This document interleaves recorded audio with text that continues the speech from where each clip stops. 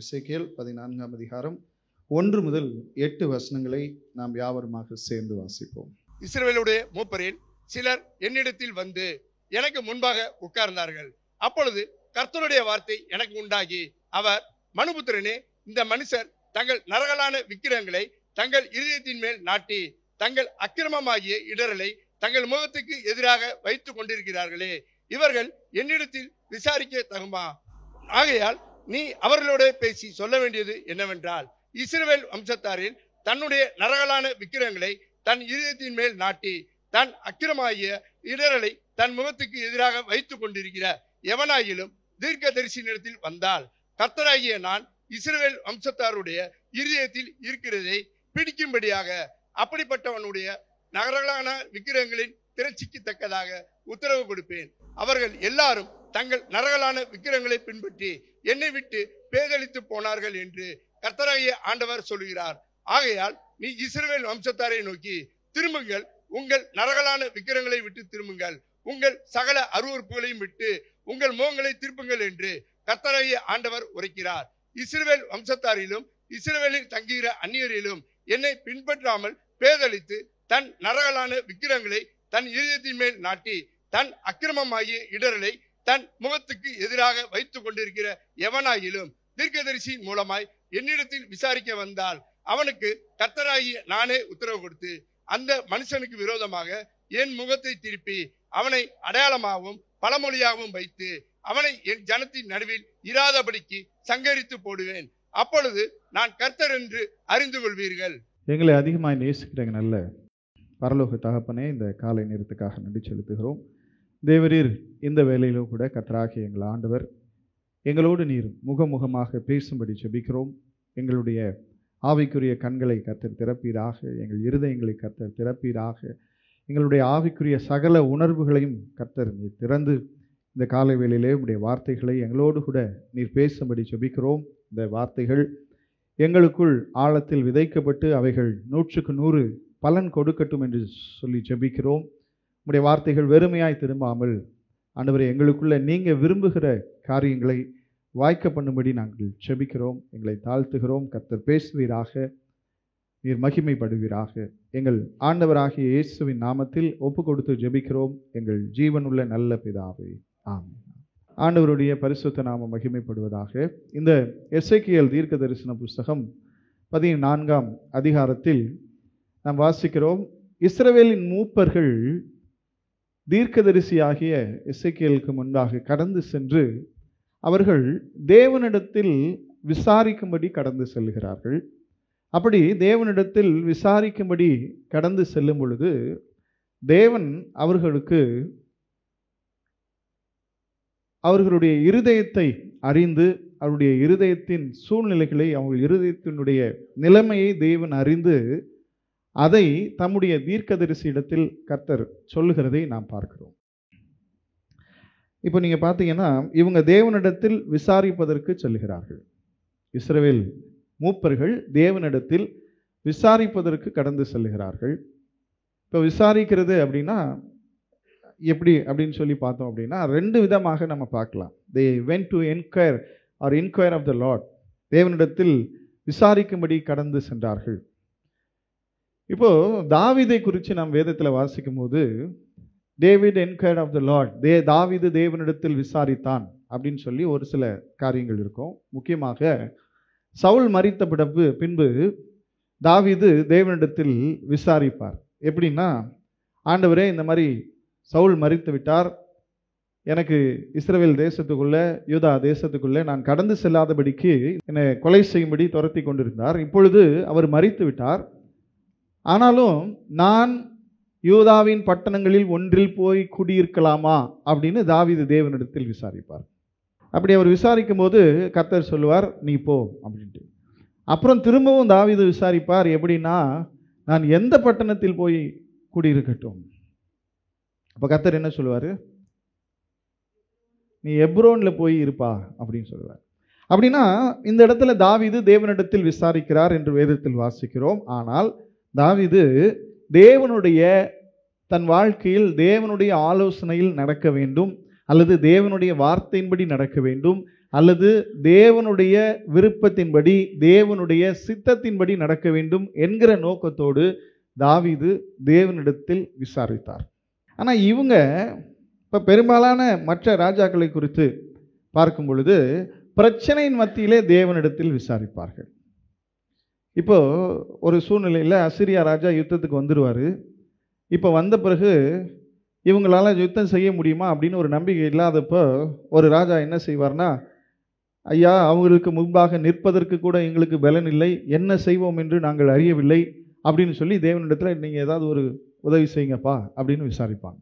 அது ஒரு விசாரணை. அதே மாதிரி தான் இந்த எசேக்கியேல் புஸ்தகத்தில் கூட இந்த இஸ்ரவேலுடைய மூப்பர்கள் இவங்களுடைய இக்கட்டு காலத்தில் இவங்களுக்கு பிரச்சனை வந்திருக்கிறதான இந்த சூழ்நிலையில் தேவனிடத்தில் போய் விசாரிக்கும்படி கடந்து செல்கிறார்கள். என்ன எப்படின்னா, ஒரு பக்கம் இந்த சிறையிருப்பின் காரியங்கள், இன்னொரு பக்கம் சண்டைகள், பஞ்சங்கள், இப்படி பல பிரச்சனைகள் தேசம் முழுவதும் இருக்குது. இது அத்தனைக்கு காரணம் அவங்க தான். தேவனுக்கு கீழ்ப்படியாமல் போனது நிமித்தம், தேவனை தேட வேண்டியபடி தேடாமல் போனது நிமித்தம், தேவனுடைய வார்த்தைகளுக்கு கீழ்ப்படியாமல் போனது நிமித்தம், தேவனுடைய வார்த்தைகளை மீறி புறஜாதிகளுடைய முறைமைகளை கற்றுக்கொண்டது நிமித்தம், நரகலான விக்கிரகங்களின் நிமித்தம், தோப்பு விக்கிரகங்களின் நிமித்தம், புறஜாதிகளுடைய தெய்வங்களை பின்பற்ற ஆரம்பித்தது நிமித்தம், இப்படி பல காரணங்கள் நிமித்தம் இவங்களுடைய காரணத்தினாலேயே இவங்களாலேயே இவங்க வாழ்க்கை இப்படி ஆயிற்று. இப்போ இந்த சூழ்நிலையிலே தேவனிடத்தில் விசாரிக்கும்படி போகிறாங்க. என்ன விசாரணை அப்படின்னா, ஏதோ அப்படி இல்லை, ஆண்டவரே எங்களுக்கு நீங்கள் உதவி செய்வீங்களா, எங்களுக்கு ஒரு ஹெல்ப் கிடைக்குமா உங்ககிட்ட இருந்து, நீங்கள் இந்த சூழ்நிலையிலிருந்து எங்களை விடுவிப்பீங்களா, தப்புவிப்பீங்களா அப்படின்ற மாதிரியான ஒரு காரணம். அப்படிப்பட்ட ஒரு காரணத்துக்காக இந்த இஸ்ரவேலுடைய மூப்பர்கள் எசேக்கியேல் தீர்க்கதரிசிக்கு முன்பாக கடந்து சென்று அவர்கள் அமரும் பொழுது கர்த்தர் என்ன சொல்றாருன்னா, அவங்க என்ன விசாரிக்கிறாங்க, அவங்க என்ன ஆண்டவர்கிட்ட கேட்குறாங்க, அதுக்கு என்ன பதில், அதுக்கு என்ன ரெஸ்பான்ஸ் அப்படின்னு சொல்லி தேவன் அவர்களுக்கு மறுமொழி சொல்லாமல், ஒரு உத்தரவு கொடுக்காமல் கர்த்தர் என்ன செய்கிறார் அப்படின்னா, அவர்களுடைய இருதயத்தின் நிலையை, அவங்க இருதயம் எப்படிப்பட்டதாக இருக்கிறது என்பதை தீர்க்கதரிசிக்கு கர்த்தர் சொல்கிறார். அந்த 14ஆம் அதிகாரம் 3ஆம் வசனத்திலே நாம் வாசிக்கும் பொழுது, வாசிங்க, மனுபுத்திரனே, இந்த மனுஷர் தங்கள் நரகலான விக்கிரகங்களை தங்கள் இருதயத்தின் மேல் நட்டி தங்கள் அக்கிரமமாகிய இடரலை தங்கள் முகத்துக்கு எதிராக வைத்து கொண்டிருக்கிறார்களே, இவர்கள் என்னிடத்தில் விசாரிக்க தகுமோ? இவர்கள் என்னிடத்தில் விசாரிக்க தகுமோ? இவங்க கர்த்தரிடத்தில் விசாரிக்க வந்திருக்கிறாங்க, ஒரு உதவிக்காக வந்திருக்கிறாங்க, அல்லது கர்த்தரிடத்தில் என்ன செய்ய போகிறீர் ஆண்டவரே, அல்லது நாங்கள் என்ன செய்ய வேண்டும் ஆண்டவரே இந்த இக்கட்டு காலத்தில் அப்படின்னு சொல்லி தேவனிடத்தில் விசாரிக்க வந்திருக்கிறார்கள். இன்னைக்கு நிறைய பேர் அப்படித்தான் நினைக்கிறாங்க. நம்முடைய வாழ்க்கையில் நம்ம எப்படி வேண்டுமானாலும் இருந்து கொள்ளலாம், நம்முடைய வாழ்க்கையில் பிரச்சனை இல்லாத பொழுது நம்ம எப்படி வேண்டுமானாலும் இருந்து கொள்ளலாம். ஒரு பிரச்சனைன்னு வந்த உடனே, ஒரு இக்கட்டுன்னு வந்த உடனே, ஒரு நெருக்கம்னு வந்த உடனே நல்ல பிள்ளை மாதிரி ஆண்டவர்கிட்ட போய் உட்கார்ந்துட்டோம்னா ஆண்டவர் நமக்கு சொல்ல வேண்டியதை சொல்லி விடுவார், செய்ய வேண்டியதை செய்து விடுவார், விடுவிக்க வேண்டியதை விடுவித்து விடுவார், ரட்சிக்க வேண்டியதை ரட்சித்து விடுவார், கர்த்தர் நம்மை ஆதரித்து விடுவார், கர்த்தர் நம்மை வாழ வைத்து விடுவார் என்று சொல்லி நல்ல பிள்ளை போல போய் தேவ சமூகத்தில் உட்கார்ந்துருது. ஆனால் இருதயத்துக்குள் தேவன் அருவருக்கிற பல காரியங்கள், தேவன் அருவருக்கிற நரகலான விக்கிரகங்கள், தேவன் அருவருக்கிற அக்கிரமங்கள், இடரல்கள், இதோடு போய் தேவ சமூகத்தில் உட்கார்ந்து ஆண்டவரே எங்களுக்கு நீர் என்ன சொல்லுகிறீர் என்று விசாரிக்கிறதான ஒரு சூழ்நிலை. நிறைய பேர் அப்படித்தான் இருக்கிறாங்க. நம்ம வாழ்க்கை எப்படி இருந்தாலும் அதை பற்றி பிரச்சனை இல்லை. வசனத்துக்கு புறம்பாக இருக்கிறதா, வசனத்துக்கு கீழ்ப்படிந்து இருக்கிறதா, தேவன் விரும்புகிறபடி வாழ்கிறோமா, தேவன் விரும்பாதபடி வாழ்கிறோமா, ஆண்டவருடைய வார்த்தையை மீறி தமக்கு விருப்பமானபடி வாழ்கிற அநேகர். எங்களுக்கு இதுதான் வாழ்க்கை, எனக்கு இதுதான், வசனத்தில் எப்படி சொல்லியிருக்கிறத பற்றி எனக்கு கவலை இல்லை, கர்த்தர் என்ன விரும்புகிறார்ன்றதை பற்றி கவலை இல்லை, கர்த்தருடைய சித்தம் விருப்பம் அதெல்லாம் நமக்கு பிரச்சனை இல்லை, நாங்கள் இப்படி தான் இருப்போம், நான் இப்படி தான் இருப்பேன், எனக்கு இதுதான் சரி, என் வாழ்க்கை இதுதான் என்று சொல்லி அநேக தேவனுக்கு பிரியமில்லாத காரியங்களை இருதயத்துக்குள் வைத்து கொண்டு தேவனுடைய சமூகத்தில் போய் எதுவுமே பிரச்சனையே இல்லாத மாதிரி, எந்த ஒரு குறையும் குற்றமும் இல்லாத போல, கர்த்தருடைய பிள்ளையை போல, நல்ல பிள்ளையை போல விசாரிப்பாங்களாம். எசேக்கியேல் தீர்க்க தரிசன புஸ்தகம் 33ஆம் அதிகாரம் 30-31 வசனங்களை வாசிக்கும் பொழுது, மனுபுத்திரனே, இந்த மனுஷர் சுவர் ஓரங்களிலும் உன்னை குறித்து பேசி கர்த்தரிடத்திலிருந்து புறப்பட்ட வார்த்தை இன்னவென்று கேட்போம், வாருங்கள் என்று ஒருவரோடே ஒருவரும் சகோதரனே சகோதரரும் சொல்லி ஜனங்கள் கூடி வருகிற வழக்கத்தின் பண்ணி உன்னிடத்தில் வந்து உனக்கு முன்பாக என் ஜனங்கள் போல உட்கார்ந்து உன் வார்த்தைகளை கேட்கிறார்கள், ஆனாலும் அவர்கள் அவைகளின்படி செய்கிறதில்லை. அவர்கள் தங்களுடைய வாயினாலே இன்பமாய் பேசுகிறார்கள், அவர்கள் இருதயமோ பொருளாசையை பற்றி கொண்டிருக்கிறது. இவன் வரான் சார், உங்ககிட்ட வந்து கர்த்தருடைய வார்த்தை என்னன்னு கேட்கிறான். கர்த்தருடைய வார்த்தை என்ன சொல்லுகிறது என்று கேட்போம் என்று சொல்லி வருகிறார்கள். வந்து தேவனுடைய பிள்ளையை போல உட்கார்ந்து, வசனத்துக்கு கீழ்ப்படிக்கிற ஒரு ஆளு போல உட்கார்ந்து கேட்டுட்டு வாயில இன்பமாக பேசுகிறார்கள். பிரைஸ் தி லார்ட், கர்த்தர் பேசினார், கர்த்தருடைய வார்த்தை அப்படியெல்லாம் ரொம்ப அழகாக பேசுகிறார்கள். ஆனால் அவர்களுடைய இருதயமோ கர்த்தரை விட்டு தூரமாக பொருளாசையை பற்றி கொண்டிருக்கிறது என்று தீர்க்கதரிசி சொல்கிறார். இந்த தீர்க்க தரிசன புத்தகத்தில் என்ன விசேஷம்னா, தீர்க்கதரிசி சொல்றதை விட தீர்க்கதரிசிக்கு கர்த்தர் சொல்றது நிறைய எழுதியிருக்கும். இப்ப இந்த வசனம் கூட எசேக்கியேல் 33, 30, 31 கூட கர்த்தர் தீர்க்கதரிசிட்ட சொல்றார். தீர்க்கதரிசியே, உன்னிடத்தில் ஜனங்கள் வருகிறார்கள், கர்த்தருடைய வார்த்தை என்னவென்று கேட்போம் என்று வருகிறார்கள். அவர்கள் அழகாய் உட்கார்ந்து நன்றாக கேட்கிறார்கள். அவர்கள் கேட்டாலும் அவர்கள் என்ன செய்கிறாங்க? அதன்படி செய்யறது இல்லை. நம்பர் 1. 2வது, அவங்க கர்த்தருடைய பிள்ளையை போல உட்கார்ந்து அப்படியே நம்ம சொல்லுவாங்கல்ல ஊர்ல, பவ்யமா, சொல்லுங்க, பவ்யமா அப்படி அழகா வந்து உட்கார்ந்து கர்த்தருடைய வார்த்தையை கேட்டாலும் அவனுடைய இருதயம் பொருளாசையை பற்றி கொண்டிருக்கிறது, தேவனுக்கு பிரியமில்லாத காரியங்களை பற்றி கொண்டிருக்கிறது, தேவன் அருவருக்கிற காரியங்களை பற்றி கொண்டிருக்கிறது. அப்படி இருக்கிறபடினாலே நம்ம முதல்ல வாசனத்துல திரும்ப அந்த 14ஆம் அதிகாரம் 3ஆம் வசனத்துல வாசித்தீங்கன்னா, இவர்கள் என்னிடத்தில் விசாரிக்கலாமோ என்று கர்த்தர் கேட்கிறார். இருதயத்தில் நரகலான விக்கிரகங்களை நாட்டி இடரல்களோடு அக்கிரமங்களையும் இடரல்களையும் தங்களுடைய முகத்துக்கு முன்பாக வைத்துக் கொண்டு என்னிடத்தில் வந்து இவர்கள் என்னிடத்தில் விசாரிக்கலாமோ என்று கர்த்தர் கேட்கிறார். முதலாவது, கர்த்தருடைய பிள்ளைகளாகிய நாம் நமக்கு நன்றாக தெரிந்திருக்க வேண்டிய ஒரு விஷயம் என்னன்னா, நம்முடைய இருதயத்துக்குள்ள நாம் எப்படி இருந்தாலும் தேவனை சென்று தேடிவிட்டால், கர்த்தரை தேடிவிட்டால், கர்த்தருடைய சமூகத்தில் போய் அவரை ஆராதித்து விட்டால், ஆண்டவருடைய சமூகத்தில் போய் உட்கார்ந்து ஜெபிச்சிட்டா, என் இருதயத்தில் எந்த ஒரு மாற்றமும் இல்லாவிட்டாலும் தேவன் என்னை ஆசீர்வதித்திருவார்னு சொல்லி ஒரு மூட நம்பிக்கையோடு கூட அநேகர் இன்றைக்கு வாழ்ந்து கொண்டிருக்கிறார்கள். என் இருதயம் மாறாவிட்டால் பரவாயில்லை, என் இருதயத்தில் இருக்கிற தேவனுக்கு பிரியமில்லாத காரியங்கள் நீங்காவிட்டால் பரவாயில்லை, எனக்கு முன்பாக இருக்கிற அக்கிரமங்களும் எனக்கு முன்பாக இருக்கிற இடரல்களும் மாறாவிட்டால் நீங்காவிட்டால் பிரச்சனை இல்லை. நான் கர்த்தரை தேடினால், நான் கர்த்தரிடத்தில் கடந்து சென்றால், நான் கர்த்தரிடத்தில் போய் விசாரித்தால் கர்த்தர் எனக்கு விடுதலை கொடுப்பார், கர்த்தர் எனக்கு நன்மை செய்வார், கர்த்தர் என்னை ஆசீர்வதிப்பார் என்ற ஒரு மூட பழக்கம் இன்னைக்கு கர்த்தருடைய பிள்ளைகளை விட்டு நீங்க வேண்டும். முதலாவது, தேவன் நம்முடைய இருதயத்தை பார்க்கிறவராக இருக்கிறார். உங்க முகத்தை பார்க்கிறதுக்கு முன்னாடி கர்த்தர் உங்கள் இருதயத்தை பார்க்கிறவராக இருக்கிறார். மனிதன் முகத்தை பார்க்கிறார், கர்த்தரோ இருதயங்களை ஆராய்ந்து அறிகிறவராக இருக்கிறார். எரேமியாவின் தீர்க்க தரிசன புஸ்தகம் 17ஆம் அதிகாரம் 10ஆம் வசனத்தில் நாம் வாசிக்கிறோம். எரேமியாவின் தீர்க்க தரிசன புஸ்தகம் 17ஆம் அதிகாரம் 10ஆம் வசனத்தில் வாசிக்கிறோம், கர்த்தராகிய நானே ஒவ்வொருவனுக்கும் அவனவன் வழிகளுக்கும் செய்கைகளின் பலன்களுக்கும் தக்கதை கொடுக்கும்படிக்கு இருதயத்தை ஆராய்கிறவரும் உள்ளிந்திரியங்களை சோதித்தறிகிறவருமாயிருக்கிறார்.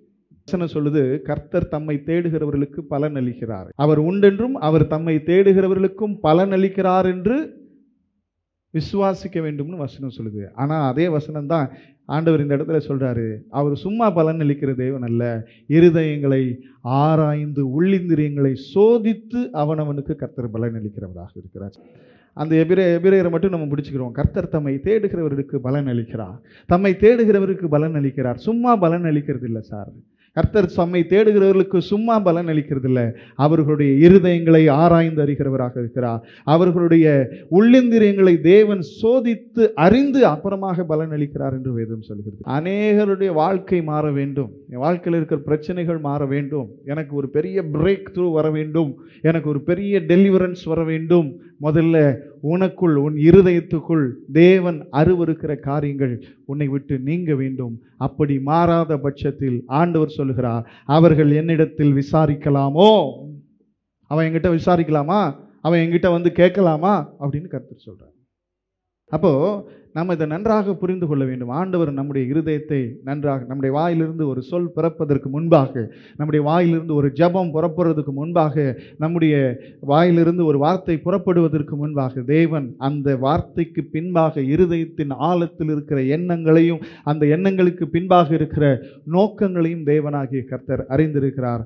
மனிதன் வேணுமானா நம்முடைய வெளிப்பிரகாரமான நடக்கையை பார்த்து நம்மை நல்லவன் என்று சொல்லலாம் அல்லது நம்மை கெட்டவன் என்று சொல்லலாம். தேவனோ நம்முடைய இருதயங்களை ஆராய்ந்து அறிகிறவராக இருக்கிறார். இப்போ நீங்கள் பார்த்தீங்கன்னா சில ஆட்கள் அப்படியே ஆண்டவரை தேடி சீக்கிரமாக ஓடி வருவாங்க. காலையில் 6 மணி ஆராதனைக்கு 5:30 மணிக்கு வந்து உட்காருவாங்க, 5:45 வருவாங்க. அவங்கள பார்க்கும்போது மனுஷனுக்கு என்ன தோணுனா, பரவாயில்ல, இந்த சகோதரி கர்த்தரை எவ்வளவாய் தேடுகிறார்கள், எவ்வளவு ஆண்டவரை நேசிக்கிறார்கள் அப்படின்னு மனுஷனுக்கு தோணும். இல்லை, ஒரு ஆள் அதே மாதிரி லேட்டாக வந்துச்சுன்னா, இது பாரு ஆண்டவரை நேசிக்கிறதே இல்லை, இது பாரு எவ்வளோ லேட்டாக வருது அப்படின்னு மனுஷனுக்கு தோணும். ஆமாவா இல்லையா? ஆமாவா இல்லையா?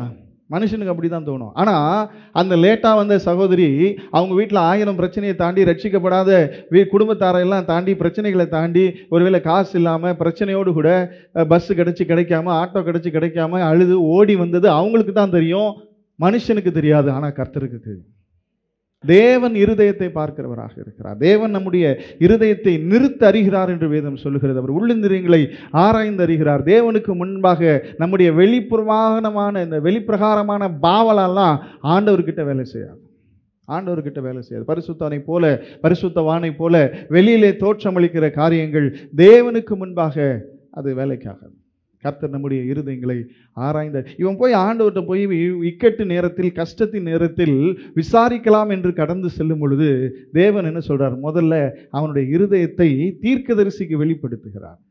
அவனுடைய இருதயத்தை தேவன் தீர்க்கதரிசிக்கு வெளிப்படுத்தி, பார் அவன் இருதயம் எப்படி இருக்குது, அவன் இருதயம் முழுவதும் விக்கிரகங்கள் நாட்டப்பட்டு இருக்கிறது, அவனுடைய முகத்துக்கு முன்பாக இடரல்கள், அக்கிரமங்கள் இருக்கிறது அப்படின்னு சொல்லி தேவன் அவனுடைய இருதயத்தின் சூழ்நிலையை தீர்க்கதரிசிக்கு முதலாவது வெளிப்படுத்துகிறவராக இருக்கிறார். இந்த இடத்துல பாருங்க, எரேமியாவின் தீர்க்க தரிசனம் 21ஆம் அதிகாரத்தில் சிதேக்கியா ராஜா என்ன செய்கிறார்னா, இதே மாதிரி தேவனிடத்தில் விசாரிப்பதற்கு எரேமியா தீர்க்கதரிசி கிட்ட ஆள் அனுப்புகிறார். அந்த சம்பவத்தில் நம்ம பார்க்கும்போது வாசிக்கலாம்.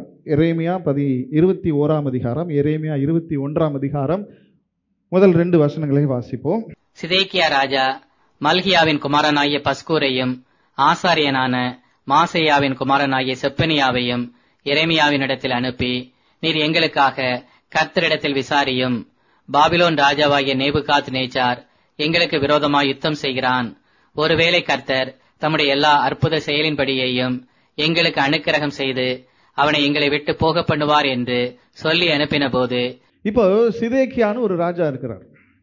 இந்த சிதேக்கியா ராஜா பாபிலோன் ராஜாவாகிய நேபுகாத் நேச்சர் இஸ்ரவேலை படையெடுத்துக்கிட்டே இருக்கிறாரு. அவர் சிறைபிடிக்க போறாரு. ஆல்ரெடி கொஞ்சம் பேரை கூட்டிட்டு போயிட்டாரு. இப்படிலாம் நடந்துகிட்டே இருக்கு. இப்படி நடந்து கொண்டிருக்கிற சூழ்நிலையில எரேமியா தீர்க்கதரிசி இடத்தில் ஆள் அனுப்பி, ஒருவேளை கர்த்தர் எங்களுக்கு உதவி செய்வாரா என்று என்ன செய்யும் சொல்லுங்க, விசாரியும் அப்படின்றார். ஆனா இவர் எப்படிப்பட்டவர்? இந்த சிதேக்கியா ராஜா எப்படிப்பட்டவர்னா, நீங்க அவரை பத்தி நிறைய படிச்சீங்கன்னா, அவர் அநேக இடங்கள்ல அவரை குறித்து சொல்லப்பட்டிருக்கிறது. தேசத்தில் அநேக விக்கிரக ஆராதனைகளை செய்து, தோப்பு விக்கிரகங்களை எல்லாம் கட்டி, கர்த்தர் அருவருக்கிற இந்த மாதிரியான கண்ட இடங்களிலெல்லாம் பலி செலுத்தி, கர்த்தர் அல்லாத காரியங்களுக்கு பலி செலுத்தி, தான் கெட்டதும் இல்லாம தேசத்தை கெடுத்து, தேசத்தில் இருக்கிற ஜனங்கள் எல்லாம் இப்படிப்பட்ட புறஜாதி மார்க்கங்களை கற்றுக்கொண்டு அவைகளில் நிற்கும்படி தேசத்தையே கர்த்தருக்கு அருவார்ப்பான ஒரு காரியமாக செய்து கொண்டிருந்த ஒரு ராஜா தான் இந்த சிதேக்கியா ராஜா. கர்த்தருடைய வார்த்தையை மீறி இது ஒரு பக்கம் இப்படி போயிட்டு இருக்க, தீர்க்கதரிசிகளுடைய வார்த்தைகளை கேளாமல் தீர்க்கதரிசி எரேமியா என்ன சொல்றாருன்னா, பாபிலோனுக்கு நீங்க என்ன செஞ்சிருங்க, சரண்டர் ஆயிருங்க, அந்த தேசத்துக்கு நீங்க போயிடுங்க, சரண்டர் ஆயிடுங்க, அவர் வரும்போது அவர்கிட்ட சரண்டர் ஆயிடுங்க, கர்த்தர் உங்களை திரும்ப கொண்டு வருவார்னு கர்த்தருடைய வார்த்தை சொல்லப்படுகிறது. அதை மீறி இவர் என்ன செய்கிறார்னா, பாபிலோன் ராஜா சிறைபிடிக்க வரும்போது எகிப்திலிருந்து உதவி வருமானு எட்டி பார்த்துட்டு இருக்கிறார். அந்த ஆள் சண்டைக்கு வரும்போது, எகிப்தியர் நமக்கு உதவிக்கு வந்தாங்கன்னா சண்டை போட்டு நாம தேசத்தை காப்பாத்திடலாம், கர்த்தருக்கு சித்தமே இல்லை, கர்த்தருடைய திட்டமே இல்லை. இப்படியெல்லாம் தேவனுடைய வார்த்தைகளை மீறி, தேவனுக்கு கீழ்ப்படியாம, தேவன் அருவருக்கிற இந்த விக்கிரக ஆராதனைகளெல்லாம், லிட்டரலான விக்கிரக ஆராதனைகள்லாம் செஞ்சுட்டு தன் இருதயத்தில் இப்படிப்பட்ட ஒரு மனிதனாக இருந்து கொண்டு, இப்ப இந்த ஆபத்து காலத்தில் கர்த்தர் எனக்கு உதவி செய்வாரா என்று எரேமியா தீர்க்கதரிசியிடத்தில் கர்த்தரிடத்தில் விசாரிக்கும்படி ஆள் அனுப்பி சொன்ன இந்த சிதேக்கியா ராஜா, கடைசியில் இவரை குறித்து என்ன தீர்க்க தரிசனம் வந்துச்சுன்னு நீங்கள் அப்படியே தொடர்ந்து வாசித்து பார்த்தீங்கன்னா, நேரம் இல்லை, வாசித்து பார்த்தீங்கன்னா, நீ உன்னை சிறைப்பிடிச்சிருவாங்க, நீ அழிஞ்சிடுவ, நீ போயிடுவ, உன் தேசத்தை பிடிச்சிருவாங்க, எரிச்சிருவாங்க, உன் பிள்ளைங்களையும் கூட்டிட்டு போயிடுவாங்க. இதுதான் வந்த தீர்க்க தரிசனம். இவன் என்ன எதிர்பார்ப்போடு ஆள் அனுப்புறான்? ஏதாவது கர்த்தர் இரக்கம் பாராட்டி நமக்கு உதவி செஞ்சிருவாரா? கர்த்தர் ஏதாவது கிருபை பாராட்டி நமக்கு உதவி செய்திருவாரா அப்படின்னு ஒரு எதிர்பார்ப்போடு இந்த சீதைக்கு அனுப்புறான். அது மாத்திரமல்ல, கர்த்தருடைய தீர்க்கதரிசனங்களை சொன்ன எரேமியாவை ஜனங்கள் அடிக்கும் பொழுது, ஜனங்கள் சிறைச்சாலையில் போட வேண்டும் என்று சொன்ன பொழுது, ஜனங்கள் அவனை உலையான சேற்றில் இறக்கணும்னு சொன்ன பொழுது வாய் மூடிட்டு பார்த்துட்டு சும்மா இருந்த ஒரு ஆள் தான் இந்த சிதேக்கியா ராஜா. ஆனா தேவன் தன்னை ரட்சித்து விட வேண்டும், தேவன் தன்னை விடுவித்து விட வேண்டும். என் இருதயம் எப்படி வேணாலும் இருக்கும், என் வழிகள் எப்படி வேணாலும் இருக்கும், நான் எப்படி வேணாலும் விக்கிரக ஆராதனை செய்வேன், கர்த்தர் அருவருக்கிறதை துணிகரமாய் செய்வேன், ஆனாலும் கர்த்தரை நான் தேடினால் கர்த்தர் எனக்கு நல்ல உத்தரவு கொடுப்பாருன்னு எதிர்பார்க்கிறது. அந்த மூட பழக்கம் தான் இன்னைக்கு இருக்கக்கூடாதுன்றேன். நான் எப்படி வேணாலும் இருப்பேன், இருதயம் எப்படி வேணாலும் இருக்கும், கர்த்தருடைய வார்த்தைக்கு கீழ்ப்படிய மாட்டேன், கர்த்தருடைய வார்த்தையை சொல்ற தீர்க்கதரிசியை அடிப்பேன், கர்த்தர் பாபிலோன் கிட்ட போய் சரண்டராயிருன்னு சொன்னா எகிப்தியர்கிட்ட போய் உதவி கேட்டு கர்த்தருடைய பிளானையை கொலாப்ஸ் பண்ண ட்ரை பண்ணுவேன். ஆனா நான் கர்த்தரை தேடின உடனே கர்த்தர் எனக்கு என்ன செஞ்சிடணும், நல்ல உத்தரவு கொடுத்துடணும். நான் உனக்கு பயப்படாதே, நான் உனக்கு உதவி செய்வேன்னு கர்த்தர் சொல்லிடணும்.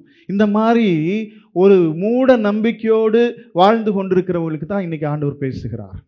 உன் இருதயத்தில் இருக்கிற, வாசிப்போம் தொடர்ந்து எசேக்கியேல் 14ஆம் அதிகாரத்தில், இல்லை 4லேருந்து வாசிப்போம். ஆகையால் நீ அவர்களோடு பேசி சொல்ல வேண்டியது என்னவென்றால், இஸ்ரவேல் வம்சத்தாரில் தன்னுடைய நரகலான விக்கிரகங்களை தன் இருதயத்தின் மேல் நாட்டி தன் அக்கிரமமாகிய இடரலை தன் முகத்துக்கு எதிராக வைத்து கொண்டிருக்கிற எவனாகிலும் தீர்க்கதரிசியிடத்தில் வந்தால், கர்த்தராகிய நான் இஸ்ரவேல் வம்சத்தாருடைய இருதயத்தில் இருக்கிறதை பிடிக்கும்படியாக அப்படிப்பட்டவனுடைய நரகலான விக்கிரகங்களின் திரட்சிக்கு தக்கதாக உத்தரவு கொடுப்பேன்.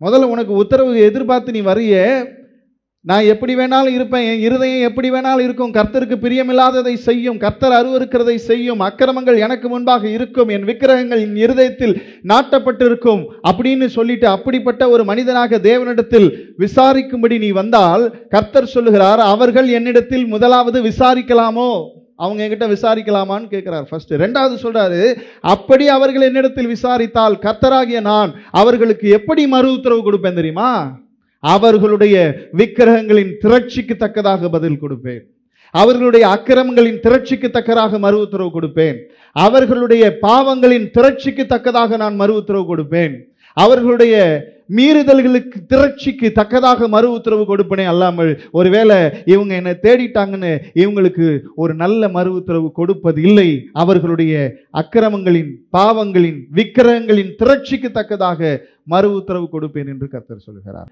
இருதயத்தில் மாற்றம் இல்லாமல் என்னுடைய வாழ்க்கையில, என் இருதயத்தில் தேவனுக்கு பிரியமில்லாத காரியங்கள் எனக்குள் வேரூன்றி இருக்க, கர்த்தரை தேடினால் எனக்கு நல்ல உத்தரவு கிடைக்கும், நல்ல விடுதலை கிடைக்கும் என்று தேவனிடத்தில் எதிர்பார்த்து வந்தால், கர்த்தர் சொல்கிறார், உன் அக்கிரமங்களின் திரட்சிக்கு தக்கதாக, உன் விக்கிரகங்களின் திரட்சிக்கு தக்கதாக, உன்னுடைய மீறுதல்களின் திரட்சிக்கு தக்கதாக உனக்கு மறு உத்தரவு கிடைக்கும்.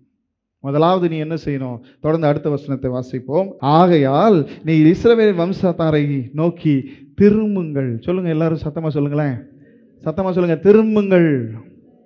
உங்கள் இருதயத்தில் இருக்கிற தேவனுக்கு பிரியமில்லாத நரகலான விக்கிரகங்களிலிருந்து திரும்புங்கள். உங்கள் முகத்துக்கு முன்பாக இருக்கிற அக்கிரமங்களிலிருந்து திரும்புங்கள். உங்கள் முகத்துக்கு முன்பாக இருக்கிற இடரல்களிலிருந்து நீங்கள் திரும்புங்கள். நீங்கள் திரும்பாத பட்சத்தில் தேவனிடத்திலிருந்து உங்களுக்கு மறு உத்தரவு உங்கள் பாவங்களுக்கு தக்கதாக, உங்கள் அக்கிரமங்களுக்கு தக்கதாக, உங்களுடைய விக்கிரகங்களுக்கு தக்கதாக இருக்குமே அல்லாமல் நீங்கள் எதிர்பார்க்கிற ஒரு முடிவை கர்த்தர் உங்களுக்கு கொடுக்க போவதில்லை. நீங்கள் எதிர்பார்க்கிற ஒரு மறு உத்தரவை கர்த்தர் உங்களுக்கு கொடுக்க போவதே இல்லை. ஆண்டவர் நம்முடைய இருதயத்தை பார்க்கிறவராக இருக்கிறார். நாம் தேவனிடத்தில் தேவனுடைய பிள்ளையை போல வந்து ஆண்டவருடைய சமூகத்தில் வெளிப்புற தோற்றத்தில் தேவ பிள்ளையை போல, தேவனை தேடுகிறவரை போல ஆண்டவருடைய சமூகத்தில் வந்து உட்கார்ந்தாலும், தேவன் நம்முடைய வெளிப்புறத்தை அல்ல, நம்முடைய இருதயத்தை அறிந்திருக்கிறார், நம்முடைய மீறுதல்களை அறிந்திருக்கிறார், நம்முடைய பாவங்களை அறிந்திருக்கிறார். நமக்குள் இருக்கிற விக்கிரகங்களை, நரகலான விக்கிரகங்களை தேவன் அறிந்திருக்கிறவராக இருக்கிறார். எசேக்கியேல் தீர்க்கதரிசிட்ட கர்த்தர் சொன்னார் இல்லையா, அவங்க வந்து உங்ககிட்ட இன்பமாக பேசுறாங்க, கர்த்தருடைய வார்த்தை இன்னதென்று ஆவலாக பேசி ஒருவரோடு ஒருவர், சகோதரோடு சகோதரர் கர்த்தருடைய வார்த்தை என்ன விசாரிக்க போவோம் என்று உன்னிடத்தில் வருகிறார்கள். அவர்கள் இருதயம், அவருடைய நாவுகள், அவருடைய உதடுகள் உனக்கு இன்பமாக பேசுகிறது, ஆனால் அவர்களுடைய இருதயமோ பொருளாசையை பற்றி கொண்டிருக்கிறது. அவங்க உதடு தான் இன்பமா பேசுது, அவங்களுடைய உதடு தான் உனக்கு அழகா பேசுது, கேட்க இனிமையா. பிரைஸ் தி லார்ட், சோத்திரம், கர்த்தர் நல்லவர்னு உன் காதுகள் கேட்க இனிமையானதை பேசிக் கொண்டிருக்கிறது. அவருடைய இருதயமோ பொருளாசையை பற்றி கொண்டிருக்கிறது என்று கர்த்தர் சொல்லுகிறார். கர்த்தர் சொல்லுகிறார், அவைகளை விட்டு திரும்புங்கள். உன் இருதயத்தில் இருக்கிற நரகலான விக்கிரகங்களை விட்டு திரும்புங்கள். ஃபர்ஸ்ட் அதிலிருந்து நீ வெளியில வா. அந்த நரகலான விக்கிரகங்களை தூக்கி போடு. நீங்க பார்த்தீங்கன்னா சில நேரங்களில் விக்கிரக ஆராதனையில் இருக்கிற சில குடும்பத்தார் ரட்சிக்கப்படுவாங்க. சரியா? அப்படி ஆட்கள் ரட்சிக்கப்படும் போது நம்பால் 4 பேர் போலீஸ் மாதிரி வீட்டுக்குள்ளே போயிடுவான். இன்கம் டேக்ஸ் ரைடு போகிற மாதிரி போயிடுவான். போயிட்டு அப்படியே பார்ப்பான், என்ன இதை மாட்டியிருக்கிறீங்க, என்ன அதை மாட்டியிருக்கிறீங்க, இங்கேயே இதை வச்சிருக்கிறீங்க அப்படின்வான். இவரோட அப்ரூவல் இல்லாமல் எதுவும் அங்கே இருக்கக்கூடாது. இப்படியே வீட்டுக்குள்ளே போவாங்க. நீங்கள் தான் ரட்சிக்கப்பட்டு விட்டீர்களே, ஏன் இந்த விக்கிரகம் உங்களுக்கு, ஏன் இதை இங்கே மாட்டி வச்சிருக்கிறீங்க, இந்த போட்டாவை இங்கே மாட்டி வச்சிருக்கிறீங்க, ஏன் இந்த இதை இங்கே வச்சிருக்கிறீங்க, ஏன் அதை அங்கே வச்சிருக்கிறீங்க, ஏன் இங்கே இப்படி இருக்குது அப்படின்னு எதை பார்த்தாலும் இவனுக்கு விக்கிரகமாகவே தெரியும். போயிட்டு சண்டை போடுவான், இதை நீக்காவிட்டால் கர்த்தர் உன்னை ஆசீர்வதிக்க மாட்டார். அப்படி பார்த்தா நான் ரட்சிக்கப்பட்டு கிட்டத்தட்ட ஒரு 10 வருஷம் விக்கிரகங்கள் நிறைந்த வீட்டில் தான் நான் வாழ்ந்தேன். அதாவது வேணான்றப்ப தூக்கி போட்டணும், அது வேற விஷயம். ஆனால் வெளியில் இருக்கிறத கலட்டுறதுலையே முக்கியமாக இருப்பான். இந்த ஃபோட்டோவை கழட்டிரு, அந்த ஃபோட்டோவை கழட்டிரு, கலர் ட்ரெஸ்ஸை கழட்டிரு, நகையை கழட்டிரு, அதை கழட்டிரு, இதை கழட்டிரு, எல்லாத்தையும் கழட்டிரு, வண்டியை கழட்டிரு, ஸ்பானரை கழட்டிரு, டயரை கழட்டிரு, எல்லாத்தையும் கழட்டிரு. உள்ளுக்குள்ளே மட்டும் எல்லாத்தையும் வச்சுக்கோ, உள்ளுக்குள்ளே மட்டும் வச்சுக்கோ, பொருளாசை வச்சுக்கோ. இந்த காலை வேளையில் கர்த்தர் சொல்லுகிறார், உனக்குள் நாட்டப்பட்டிருக்கிற விக்கிரகங்களை முதலாவது கழட்டி தூக்கி போடு. உன் இருதயத்துக்குள் நாட்டப்பட்டிருக்கிற விக்கிரகங்களை கழட்டி தூக்கி போடு. வெளியில மாட்டிருக்கிறது நம்மளை ஒன்றும் செய்ய போறதில்லை. தேவையில்லைன்னா தூக்கி போட்டுருங்க, அது வேற விஷயம். வச்சுக்கிட்டு அழகு பார்த்துட்டு இருக்காதீங்க, தூக்கி போட்டுருங்க. ஆனா வெளியில கழட்டுறதை விட உள்ள கழட்டுறது ரொம்ப முக்கியம். நீங்க நிறைய பேர் வெளியில கழட்டிடுறான், வெளியில கலர் சட்டையை கழட்டிட்டு வெள்ளை சட்டையை போட்டுக்கிறான். கர்த்தர் சொல்றாரு, வெள்ளை அடிக்கப்பட்ட கல்லறையை போல இருக்கிறாய். வெளியில நீ வெள்ளையா இருக்க தம்பி, ஆனா உள்ளுக்குள்ள ஐயோ அதை பார்க்கவே முடியலன்றார். வெளியில கழட்டியாச்சு, உள்ள நாரி போய் கிடக்கு. அது மாதிரி தான் நிறைய விஷயம் வெளியில கழட்டிடுவோம். நம்ம நாம் கிறிஸ்தவர்களாக இருக்கிறோம், ஆகவே இதெல்லாம் இருக்கக்கூடாது, எடுத்துருங்க. சரி, உள்ளுக்குள்ள நம்முடைய வாழ்க்கையில அநேக காரியங்கள் வெளியில போயிடுச்சு. வெளியில பார்த்தோன்னே சொல்லிடலாம், இது கிறிஸ்டியன் வீடு, இது கிறிஸ்டியன் ஃபேமிலி. இது பார்த்தீங்கன்னா நிறைய பேர், நான் வண்டியில் வசனம் எழுதலை, அதுக்கு சில காரணங்கள்லாம் இருக்குது. காரணம்னா பெருசாக ஒன்றும் இல்லை, வசனம் எழுதலை. அதை வச்சு நீ ஏன் வண்டியில் வசனம் எழுதலை?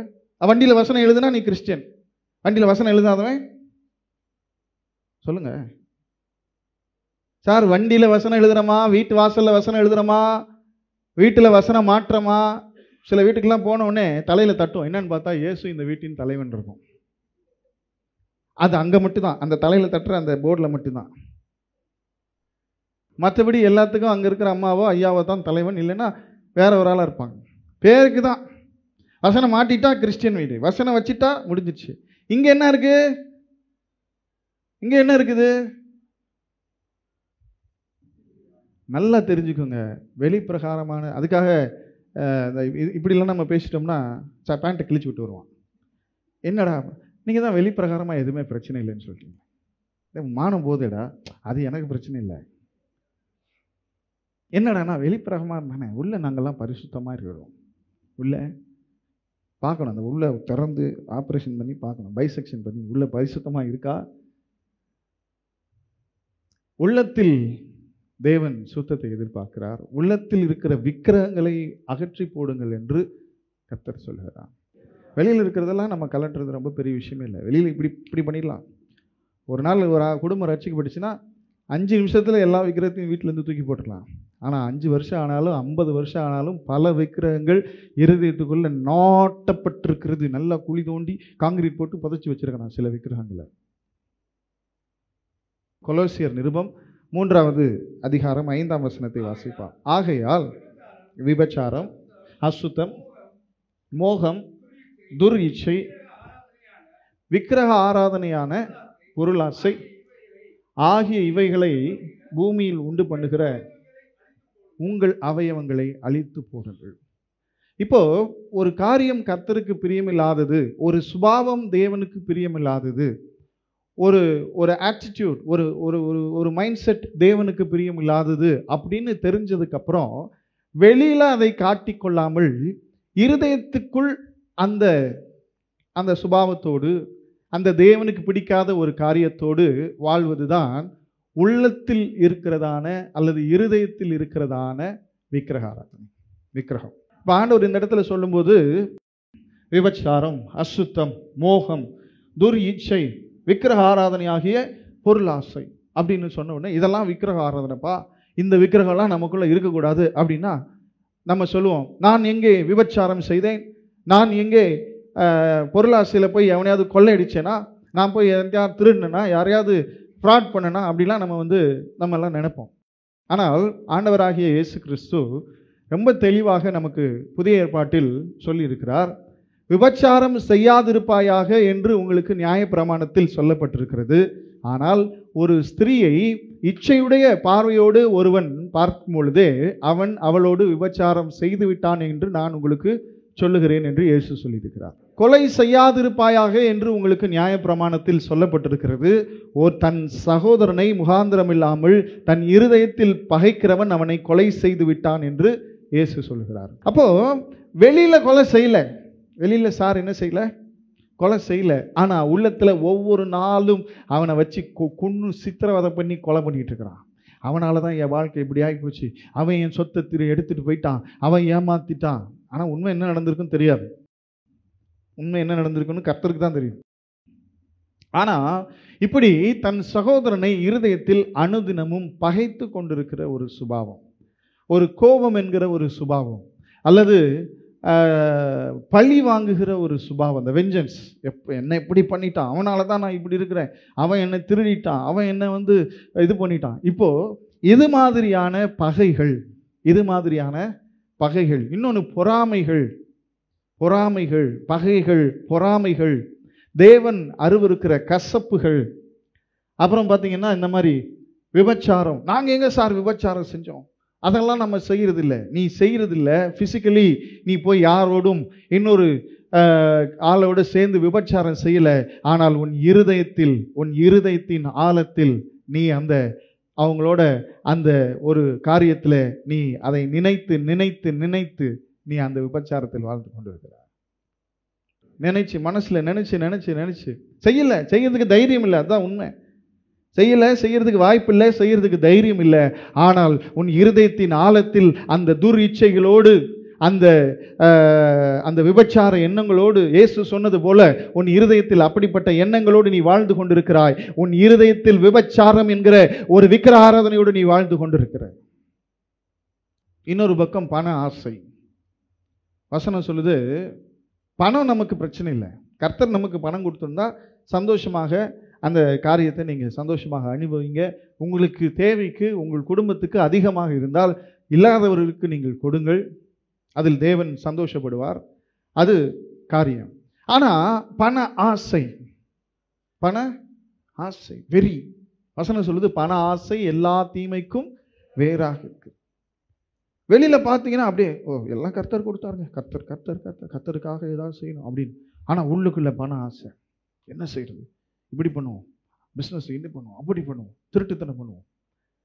இன்னைக்கு எத்தனை கிறிஸ்தவங்க அவங்க செய்கிற வியாபாரத்தில் கலப்படம் பண்ணுறாங்க, அவங்க செய்கிற தொழிலில் உண்மை இல்லாமல், பணத்துக்காக உண்மை இல்லாமல் இருக்கிறாங்க.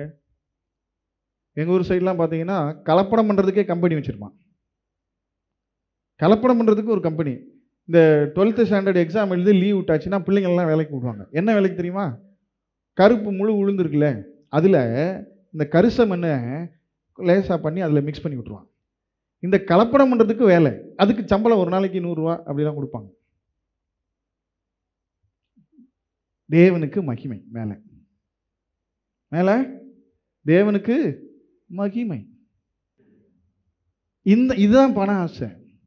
இதையாவது இவன் செய்கிறான். சில பேர் அதை செய்யக்கூட மாட்டான். ஆனால் உள்ளுக்குள்ள இப்படி செய்யணும், அப்படி செய்யணும், இதை பண்ணணும், அதை பண்ணணும், எப்படியாவது சம்பாரிச்சிடணும், வட்டிக்கு போட்டுடணும், இதை பண்ணிடணும், இதை தூக்கி அதில் போட்டணும், அதை தூக்கி இதில் போட்டணும், அப்படியே எப்போ பார்த்தாலும் பணம் பணம் பணம்.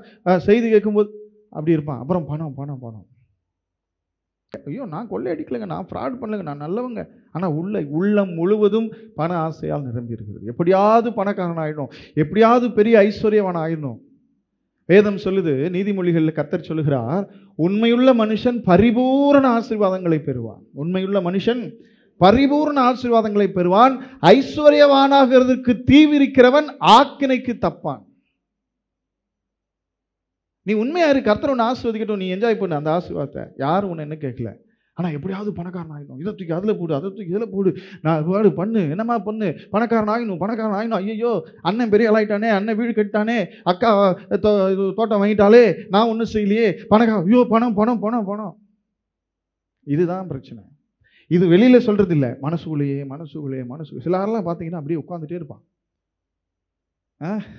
உட்காந்துட்டே இருப்பான். என்னையா செய்யற, கண்ணை திறங்கி தூங்கிட்டு இருக்கியா? இல்லை, அவன் மனசுல எப்படி பணக்காரன் ஆகுதுன்னு பயங்கரமான ஒரு மிகப்பெரிய பிளான் போட்டுக்கிட்டு இருக்கிறான்.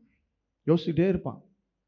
இந்த காலை வேளையில கர்த்தர் சொல்றாங்க, இது போன்ற பல விக்கிரக ஆராதனைகள், பல விக்கிரகங்கள் நம்முடைய இருதயத்துக்குள்ள நாட்டப்பட்டு இருக்கிறது. இது போன்ற பல விக்கிரகங்கள் நம்முடைய இருதயத்தில் என்ன செய்யப்பட்டிருக்குது? நாட்டப்பட்டு. இப்போ இந்த ஒவ்வொன்றும் இப்படிப்பட்ட காரியங்களோடு தேவன் அருவருக்கிற நரகலான விக்கிரகங்களோடு, நரகல்னா ரொம்ப அது சொல்லவே முடியாது, அவ்வளவு மோசமான ஒரு காரியம், அசிங்கமான ஒரு காரியம். அப்படிப்பட்ட விக்கிரகங்கள் உன் இருதயத்தில் இருக்கும்போது, அப்படியே எதுவுமே இல்லாத போது ஆண்டவரே எனக்கு உதவி செய்யும். என்னைக்கு இந்த நரகலான விக்கிரகங்களை உன் இருதயத்தில் கிளீன் பண்ணி தூக்கி போடுறியோ,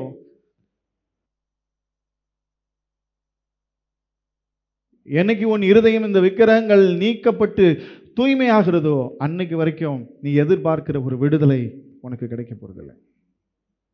ஆண்டவர் பதில் கொடுப்பார். உன் விக்கிரகங்களின் திரட்சிக்கேற்ற பதில், உன் நரகலான விக்கிரகங்களின் திரட்சிக்கேற்ற பதில், உன்னுடைய அக்கிரமங்களின் திரட்சிக்கேற்ற பதில், உன்னுடைய பொருளாசையின் திரட்சிக்கேற்ற பதில், உன் விபச்சாரத்தின் திரட்சிக்கேற்ற பதிலை கர்த்தர் உனக்கு கொடுக்க போகிறார். ஆண்டவர்கிட்ட போய் நின்னுட்டு ஆண்டவர் உதவி செஞ்சிருவாரா? பாவம் நீங்காத பட்சத்தில், விக்கிரகங்கள் உன்னை விட்டு நீங்காத பட்சத்தில், தேவன் அருவருக்கிற அருவருப்புகள், நரகலான காரியங்கள் உன் இருதயத்தை விட்டு நீங்காத பட்சத்தில், தேவன் அதற்கு ஏற்ற ஒரு பதிலை தான் உனக்கு தருவார். ஆகாப்னு ஒருத்தர் இருந்தான் தெரியுமா? அந்த ஆகாபு வசனம் சொல்லுது, தன் மனைவியாகிய ஏசபேலுடைய வார்த்தைகளை கேட்டு இந்த பாகாலை தேடுவதற்கு, கர்த்தரை துக்கப்படுத்துவதற்கு தன்னை விற்று போட்ட அவனை போல இஸ்ரவேல்ல ஒருத்தனுமே இல்லை. அவனை மாதிரி ஒரு ஒரு ஒரு கர்த்தரை துக்கப்படுத்தின, விக்கிரகங்களால, தோப்பு விக்கிரகங்களால, பாகால் ஆராதனையினால தேவனை துக்கப்படுத்தின மனுஷன் ஒருவனும் இல்லை. அவன் கர்த்தர் அவனை ராஜாவாக வச்சிருக்கிறார். அவன் ராஜாவா இருக்கிறான். அவங்ககிட்ட அவ்வளோ ஆசீர்வாதம், ராஜாவா இருக்கிறான். ஆனா அவன் வீட்டு பக்கத்துல இந்த நாபால்னு ஒருத்தர் இருந்தான் தெரியுமா உங்களுக்கு? அவன் ஒரு திராட்சை தோட்டம் வச்சிருந்தான். சின்ன அவன் ஒரு சாதாரண ஆளு, அவன் தேசத்துல ஒரு குடி இருக்கிற ஒரு குடிமகன். அவன் ஒரு தோட்டத்தை வச்சு இவனுக்கு எவ்வளவோ இருக்குது. அதையெல்லாம் இருக்கும்போது இன்னும் வேண்டும், அந்த திராட்சை தோட்டம் வேணும். இவனுக்கு இருக்கிறதெல்லாம் கம்பேர் பண்ணி பார்க்கும்போது அது ஒண்ணுமே இல்லை. தேசமே இவங்கிட்ட தான் இருக்குது.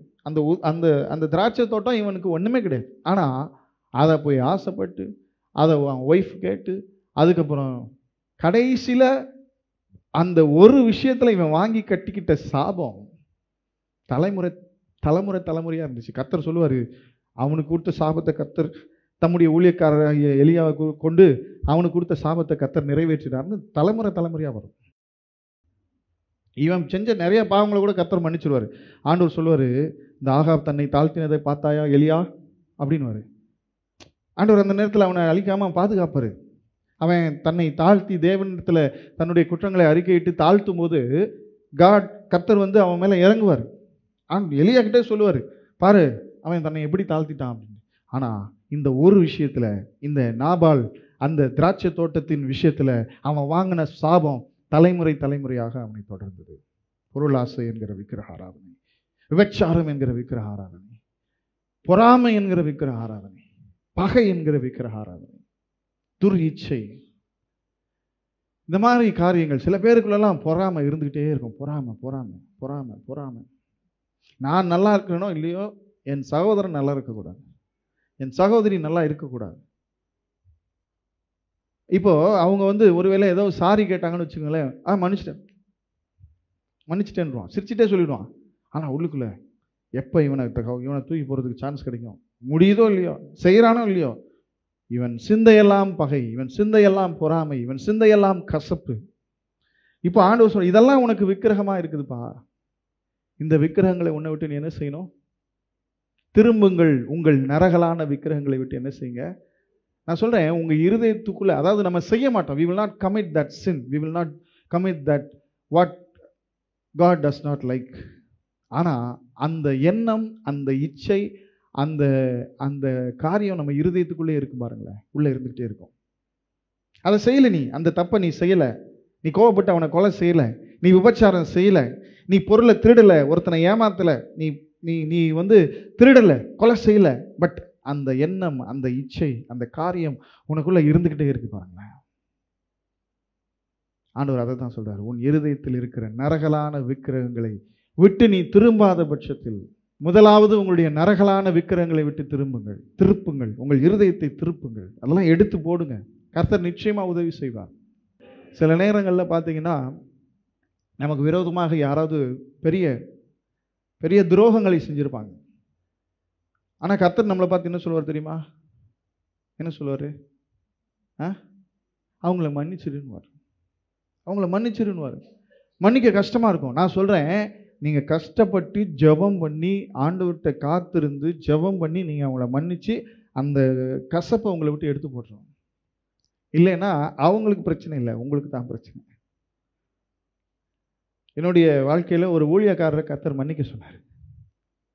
அதுதான் எனக்கு ரொம்ப பெரிய கஷ்டமான ஒரு விஷயம். ஒரு ஒரு ஒரு சில சூழ்நிலை நிமித்தம் அவங்க எனக்கு நிறையா தப்பு செஞ்சுட்டாங்க, எனக்கு நிறையா அநியாயம் செஞ்சுட்டாங்க. அப்போது அவங்கள மன்னிக்க சொன்னார் கர்த்தர். முதல்ல அவங்கள விட்டு வெளியில் வந்தேன். கொஞ்ச நாள் ஆனது, ஜெபம் பண்ணிட்டு இருந்தேன், ஒரு மாதிரி போயிட்டு இருந்துச்சு. ஆண்டவர், நீ அவங்கள மன்னி அப்படின்னாரு. என்ன ஆண்டவரே, இப்படிப்பட்ட அநியாயம் பண்ணாங்க, இவ்வளோ துரோகம் பண்ணாங்களே, நான் எப்படி மன்னிக்கிறது அப்படின்னு ரொம்ப மனசு கஷ்டமாக இருந்துச்சு. கொஞ்ச காலம் நான் அவங்கள மன்னிக்காமலே இருந்தேன். ஆனால் ஆண்டவர் ரிப்பீட்டடாக என்கிட்ட பேசிட்டே இருந்தார், திரும்ப திரும்ப கர்த்தர் பேசிட்டேன், நீ அவங்கள மன்னிச்சிரு. சரி, நான் ஆண்டவரை மன்னிச்சிடறேன்னு சொல்லிட்டேன். ஆனால் மன்னிக்க முடியல. மனசுக்குள்ளே அந்த ரொம்ப காயம் இருந்துகிட்டே இருந்துச்சு. ஆனால் கிட்டத்தட்ட 6 மாதம் ஆண்டவர் என்கிட்ட வேறு எதுவுமே பேசலை. என்கிட்ட பேசுறதெல்லாம் மன்னி அவங்கள மன்னி. அப்புறமா நானும் பொறுமையாக அப்படியே வந்து ஜெபம் பண்ணி கொண்டு, எனக்கு உதவி செய்யுங்கப்பா, என்னை பலப்படுத்துங்கப்பா அப்படின்னு சொல்லிட்டு கடைசியில் ஓரளவுக்கு மன்னிச்சு, அவங்களுக்கு உடல்நிலை சரியில்லாத ஒரு சூழ்நிலை இருந்துச்சு. இப்போது மன்னிச்சிட்டேன்னு சும்மா இருக்காமல், அந்த விஷயம் கேள்விப்பட்ட உடனே அவங்களுக்கு ஃபோன் பண்ணி, என்னையா உங்களுக்கு உடம்பு சரியில்லையா, எப்படி இருக்கீங்கன்னு விசாரித்தேன். அன்றைக்கி அந்த மனுஷன் என்கிட்ட நல்லா பேசினார். அதோடு கிட்டத்தட்ட அந்த கசப்பு எனக்குள்ளே முடிஞ்சு போச்சு. அதுக்கு மறுநாள் தேவன் ஊழியத்தை குறித்து என்கிட்ட பேசினார். அப்போ நான் வந்து வேலை தான் செஞ்சுட்டு இருந்தேன். அதுக்கு மறுநாள் என்கிட்ட ஆண்டவர் சொன்னார், நீ எப்போ வேலையை ரிசைன் பண்ண போகிற அப்படின்னு. அவங்கள மன்னிக்காதது அவங்களுக்கு பிரச்சனை இல்லை, எனக்கு பிரச்சனை. நான் அவரை மன்னிக்காத காலம் வரைக்கும் என்னையே ஆண்டவர் வெயிட் பண்ண வச்சார ஒழிய அவங்களுக்கு எந்த பிரச்சனையும் இல்லை. இது நமக்கு கஷ்டமாக தான் இருக்கும். இப்படி பண்ணவங்களை எப்படி நான் மன்னிப்பேன், இப்படி துரோகம் பண்ணவங்களை நான் எப்படி மன்னிப்பேன், இப்படி முதுகுல குத்துனவங்களை நான் எப்படி மன்னிப்பேன், இப்படி அநியாயம் செஞ்சவங்களை நான். கர்த்தர் மன்னிக்க சொல்லிட்டாருன்னா மன்னிச்சிருங்க. அல்லேலூயா. அதனால நமக்கு தான் காரியங்கள் காலம் தாமதமாகும். மன்னிங்கள், தேவன் நம்மை மேன்மைப்படுத்துவார். அதுக்கப்புறம் கர்த்தர் என்ன பேச ஆரம்பிச்சார். அதுக்கப்புறம் கடகடன்னு என் வாழ்க்கையில் கர்த்தர் கரம் பிடிச்சு என்னை நடத்த ஆரம்பித்தார். அந்த மன்னிக்காத ஒரு காரியம் எனக்குள்ளே இருந்துச்சு, என் இருதயத்தில் இருந்துச்சு. அந்த கசப்பு, அந்த அந்த ஒரு வேதனை எனக்குள்ளே இருந்துச்சு. தேவன் ஆண்டவர் தான் உதவி செஞ்சார். வேற என்னால் கண்டிப்பாக மன்னிக்கவே முடியாது. ஆண்டவர் உதவி செய்தார், ஆண்டவர் கிருபை செய்தார், கர்த்தர் துணை செய்தார், அந்த காரியத்தை மன்னிக்க உதவி செய்தார். அதுக்கப்புறம் பார்த்தீங்கன்னா, ஐயோ மன்னிக்காமல் இருந்தது நமக்கு இவ்வளோ பிரச்சனையாக இருந்ததுன்றதை நான் அப்புறமா தான் புரிஞ்சுக்கிட்டேன். மன்னித்த பிறகுதான் தேவன் என்னோடு பேசினார், மன்னித்த பிறகுதான் தேவன் என்னை கரம் பிடித்து நடத்த ஆரம்பித்தார். இந்த மாதிரியான விக்கிரகங்களை நம்மிடத்திலிருந்து எடுத்து போடுவதற்கு கர்த்தரே நமக்கு உதவி செய்ய வல்லமையுள்ளவராக இருக்கிறார். God will help you to remove all those idols from your heart. நிச்சயமாக உதவி செய்வார். சில பொறாமைகளாக இருக்கும், சில கசப்புகளாக இருக்கும், சில காரியங்கள் நம்ம சொந்த சகோதர சகோதரியாக இருப்பாங்க, சில நேரம் நம்முடைய தாய் தகப்பனாக கூட இருப்பாங்க, சில நேரம் நம்முடைய கணவனோ மனைவியாக கூட இருப்பாங்க. அந்த அந்த மன்னிக்காம உள்ளுக்குள்ள வச்சிருக்கிற அந்த காரியம் உங்களுக்கு விக்கிரகமாக இருக்கிறது என்று கர்த்தர் சொல்கிறார். இன்னொரு முக்கியமான விக்கிரகம் இருக்கு. அதை நான் சொல்லிட்டு அடுத்த காரியத்துக்குள்ள நம்ம கடந்து செல்வோம். இன்னும் ரொம்ப முக்கியமான மோசமான ஒரு விக்கிரகம் இருக்கிறது. 1 சாமுவேலின் புத்தகம் 2ஆம் அதிகாரம் 29ஆம் வசனத்தை வாசிப்போம். 1 சாமுவேல் 2ஆம் அதிகாரம் 29வது வசனத்தை வாசிப்போம். என் வாசஸ்தலத்திலே செலுத்தும்படி நான் கட்டளையிட்ட என் பலியையும் என் காணிக்கையையும் நீங்கள் உதைப்பானேன். என் ஜனமாகிய இஸ்ரவேலின் காணிக்கைகளிலெல்லாம் பிரதானமானவைகளை கொண்டு உங்களை கொழுக்க பண்ணும்படிக்கு நீ என்னை பார்க்கிலும் உன் குமாரரை மதிப்பானேன் என்கிறார். நீ என்னை பார்க்கிலும் உன் குமாரனை மதிப்பானேன். நீ என்னை பார்க்கிலும் உன் குமாரனை மதிப்பானேன். இப்போ இந்த சம்பவங்கள்லாம் நமக்கு நன்றாக தெரியும். இங்கே ஏலி என்பவர் அந்த ஆசாரிப்பு கூடாரத்தில் ஆசாரியராக இருக்கிறார். அந்த ஏலிக்கு 2 குமாரர்கள் இருந்தார்கள். ஓபினி பிணைகாஸ் என்று 2 பேர் குமாரர்கள் இருந்தார்கள். ஆண்டவர் இவர்களுக்கு முன் கொடுத்திருந்த வாக்கின்படி இவர்கள் அடுத்த தலைமுறையில் இவங்க தான் அந்த ஆசாரிப்பு கூடாரத்தில் ஆசாரியர்களாக இருந்திருக்க வேண்டும். அதுக்கு முன்னாடி அவங்களுடைய அப்பாவுக்கு உதவி செஞ்சுட்டு இருக்கிறாங்க. அப்படிப்பட்ட இந்த ஓப்னியும் பிணைகாசும் பல தவறுகளை செய்தார்கள். பலிபீடத்தில் ஆசாரிப்பு கூடாரத்தில் பல தவறுகளை அவர்கள் செய்தார்கள். தேவனுக்கு செலுத்தப்படுகிற பலி அது தேவன் சொன்னபடி செலுத்த முடியாதபடிக்கு இவன் தன் இஷ்டத்துக்கு தனக்கு தேவையானபடி அதில் பல காரியங்களை செஞ்சான். அதை இப்படி எரிக்கணும்னு இருந்தால் எரிக்கணும், அதை அவிக்கணும்னு இருந்தால் அவிக்கணும், அதை தூக்கி போடணும்னா தூக்கி போடணும். அதுக்கு எல்லாத்துக்கும் மெத்தட்ஸ் இருக்குது. ஆனால் அவன் கர்த்தர் சொன்னபடி செய்யாதபடிக்கு தனக்கு தேவையானபடி தனக்கு விருப்பமானபடி அதெல்லாம் மாற்ற ஆரம்பிச்சிட்டான். அப்படி மாற்றும் போது தேவன் அதை அருவருத்தார். தேவனுடைய கோபம் இருந்தது. இது ஆசாரியனாகிய ஏலிக்கும் தெரியும். ஆனால் ஏலியோ அவர்களை கண்டிக்காமல் அவர்களை நிறுத்தாமல் அவன் என்ன செய்யறான், அப்படியே இப்படி சாஃப்டா, பிள்ளைகளே இப்படி செய்கிறது உங்களுக்கு தவறாக இருக்கிறது அப்படின்னு சும்மா அப்படியே இந்த நம்ம ஊரில் மயிலே இறகு போடுன்னு சொல்கிற மாதிரி பிள்ளைங்கிட்ட உட்காந்து மயிலே அப்படின்ட்டு. அடுத்து பார்த்தீங்கன்னா வசனம் சொல்லுது, ஆசாரிப்பு கூடாரத்தில் சேர்க்கிற ஸ்திரீகளோடு அவர்கள் பாவம் செய்தார்கள் அப்படின்னு இருக்கு. அப்பவும் ஐயா பெருசா ஒன்றும் எடுத்துக்கல அப்படியே. இப்போ கர்த்தர் சொல்றாரு, அவர்கள் எனக்கு செலுத்த வேண்டிய பலியிலும் காணிக்கையிலும் ஆசாரிப்பு கூடார முறைமைகளிலும் தவறுகிறார்களே, அதுல நீ அவங்கள கண்டிக்காம, அவங்கள திருத்தாம, அவங்கள கண்டிக்காம என் வார்த்தையை விட என்னை விட அவர்களை அதிகமாக மதிப்பானே அப்படின்றார் கர்த்தர். கடைசியில 3 பேரும் செத்து போனாங்க. ஏலி இந்த பக்கம் செத்து போனாரு, அங்க 2 குமாரர்கள் அந்த சைடு செத்து போனாங்க. கதை முடிஞ்சது. இப்போ நம்முடைய வாழ்க்கையில் கர்த்தரை விட ஏதை ஆகிலும் யாரை ஆகிலும் அதிகமாக நாம் மதித்தால் அது நமக்கு ஒரு விக்கிரகமாக இருக்கிறது. இவன் பார்த்தீங்கன்னா குமாரர்களை கண்டிக்காமல் ஐயோ அப்படின்னு ரொம்ப சாஃப்டா அப்படி. ஆண்டவர் சொல்றாரு, நீ தப்பு பண்ற, நீ என்னை காட்டிலும் அவங்கள அதிகமாக மதிக்கிற அப்படின்றாரு. இவர் அப்புறமும் திருந்தலை. இப்போ இவ்வளோதெல்லாம் சொன்ன பிறகு ஐயோ அப்படின்னு மனம் திரும்பலாம் இல்லை ஐயா, அப்படி தான் விட்டுக்கிட்டே இருக்கிறாரு. கடைசியில் அவர்கள் செத்து நிர்மூலமானார்கள். ஐயாவும் ஆசாரியபுரத்தின் வாசல்லே மல்லாக்க விழுந்து மண்டையை போட்டார். அப்போ கர்த்தரை விட யாரையாகிலும் அதிகமாக நேசித்தால் அது விக்கிரகமாக இருக்கிறது. தேவன் எரிச்சல் உள்ள தேவன். God is a jealous God. நம்முடைய வாழ்க்கையில் தேவன் யாரை அதிகமாக நேசிக்கிறாரோ, தேவன் நம்மை நேசிக்கிறவராக இருக்கும் பொழுது அவர் நம்மளை ஒரு அளவு கடந்த மேன்மையான ஒரு அன்பினால் நம்மை நேசிக்கிறார். ஆமென். நம்முடைய தாய் தகப்பனை பார்க்கிலும், நம்முடைய மனைவியோ கணவனை பார்க்கிலும், பிள்ளைகள் நம்மை நேசிப்பதை பார்க்கிலும், நம்முடைய உடன் பிறந்தோர் நம்மை நேசிப்பவர்களை பார்க்கிலும், நம்முடைய நண்பர்கள் நம்மை நேசிப்பதை பார்க்கிலும் ஒரு மகா உன்னதமான மேன்மையான ஒப்பற்ற அன்பினாலே ஆண்டவராகிய கர்த்தர் நம்மை நேசிக்கிறவராக இருக்கிறார். ஆமென். அப்படி அவர் நம்மை நேசிக்கும் போது அவரை நேசிக்கிற நாமும் அவருக்கு அன்பில் முதல் இடத்தை கொடுக்க வேண்டும் என்று கர்த்தர் சொல்கிறார். மத்தேயு சுவிசேஷத்தில் 10ஆம் அதிகாரத்தில் 37வது வசனத்தில் நாம் வாசிக்கும் பொழுது, மத்தேயு 10ஆம் அதிகாரம் 37ஆம் வசனம் வாசிங்க. தகப்பனையாவது தாயையாவது என்னிலும் அதிகமாய் நேசிக்கிறவன் எனக்கு பாத்திரன் அல்ல. மகனையாவது மகளையாவது என்னிலும் அதிகமாய் நேசிக்கிறவன் எனக்கு பாத்திரன் அல்ல என்று இயேசு சொல்கிறார். நீங்க உன் தாய், சார் நான் தாய் தகப்பனை தானே நேசிக்கிறேன், தாய் தகப்பனை நேசி, அவர்களை கனப்படுத்து, ஆனால் கர்த்தரை விட அதிகமாக ஒருபோதும் அவர்களை நேசித்து விடாதே. உன் கணவனை நேசி, மதிப்பு கொடு, மரியாதை கொடு, கனப்படுத்து, ஆனால் தேவனை விட அதிகமாக நேசித்து விடாதே. உன் பிள்ளைகளை நேசி, பிள்ளைகளுக்காக எல்லாம் செய், ஆனால் தேவனை விட அதிகமாக அவர்களுக்கு முதலிடம் கொடுக்கும் பொழுது கர்த்தர் அதில் எரிச்சல் அடைவார். தனக்குன்னு ஒரு ஸ்தானத்தை அவர் வச்சிருந்தாருன்னா அதை யாருக்கு விட்டு கொடுக்க மாட்டார். தேவன் நம்மிடத்தில் எதிர்பார்க்கிற அன்பு முதலிடம் அன்பு.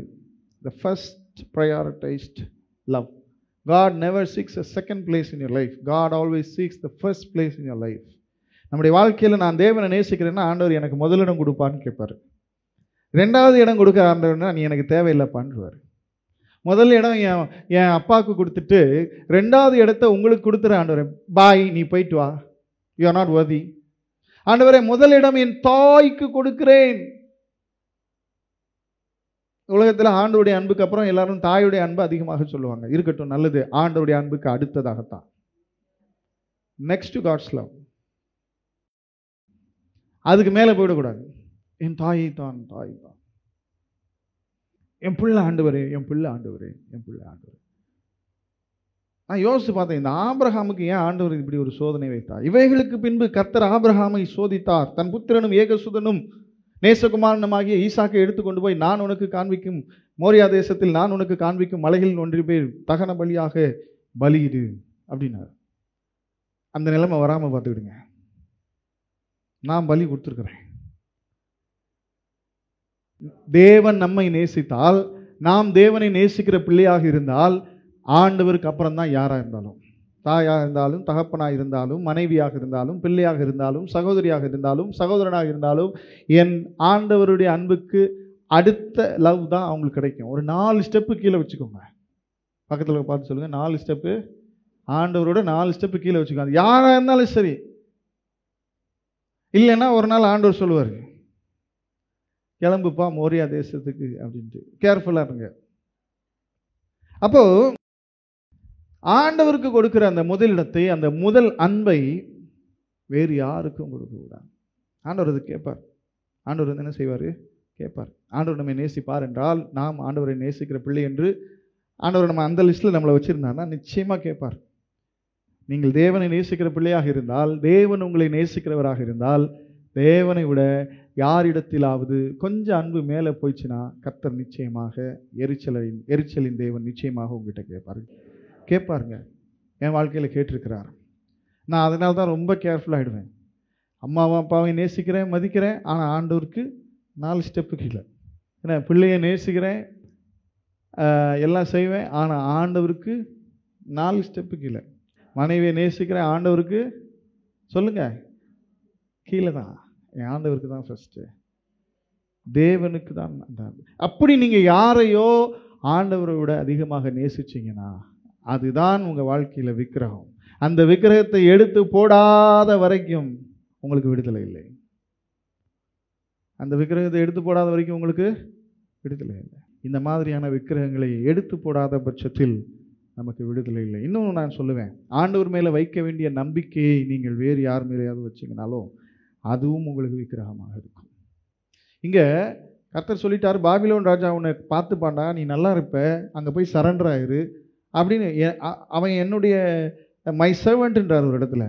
அந்த நேபுகாத் நேச்சரை குறித்து சொல்லும்போது, என் தாசனாகிய நேபுகாத் நேச்சர்ன்றாரு. நான் எல்லாம் என் பிளானில் தான் நடக்குது போடான்னா, இவன் அங்கே ஆண்டோடைய வார்த்தையை நம்பி நேபுகாத் நேச்சர் இடத்தில் போகாமல் எகிப்தை நம்பி கொண்டிருக்கிறான். விக்கிரகம். எகிப்து ஒரு விக்கிரகம். கர்த்தர் செய்வார்னு நம்பி காத்திருக்காம யாரோ செய்வாங்கன்னு நம்பி காத்திருந்தான் விக்கிரகம். தேவன் இந்த காலை வேளையிலே நம்முடைய இருதயத்தில் இருக்கிற தேவன் அருவருக்கிற இந்த நரகலான விக்கிரகங்களை விட்டு திரும்புங்கள் என்று கர்த்தர் பேசுகிறார். கர்த்தருக்கு ஸ்தோத்திரம். அடுத்த காரியம் என்ன அப்படின்னு சொல்லி பார்த்தீங்கன்னா, இன்னும் ஒரு விஷயத்தை நம்ம படிக்க வேண்டியிருக்குது, புரிஞ்சுக்க வேண்டியிருக்குது. அந்த 4ஆம் வசனத்தில் நாம் வாசிக்கும்போது தொடர்ந்து, ஆகையால் நீ அவர்களோடே பேசி சொல்ல வேண்டியது என்னவென்றால், இஸ்ரவேல் வம்சத்தாரில் தன்னுடைய நரகலான விக்கிரகங்களை தன் இருதயத்தின் மேல் நாட்டி தன் அக்கிரமமாகிய இடரலை தன் முகத்துக்கு எதிராக வைத்து கொண்டிருக்கிற, தன்னுடைய அக்கிரமமாகிய இடரலை தன் முகத்துக்கு முன்பாக வைத்து கொண்டிருக்கிற.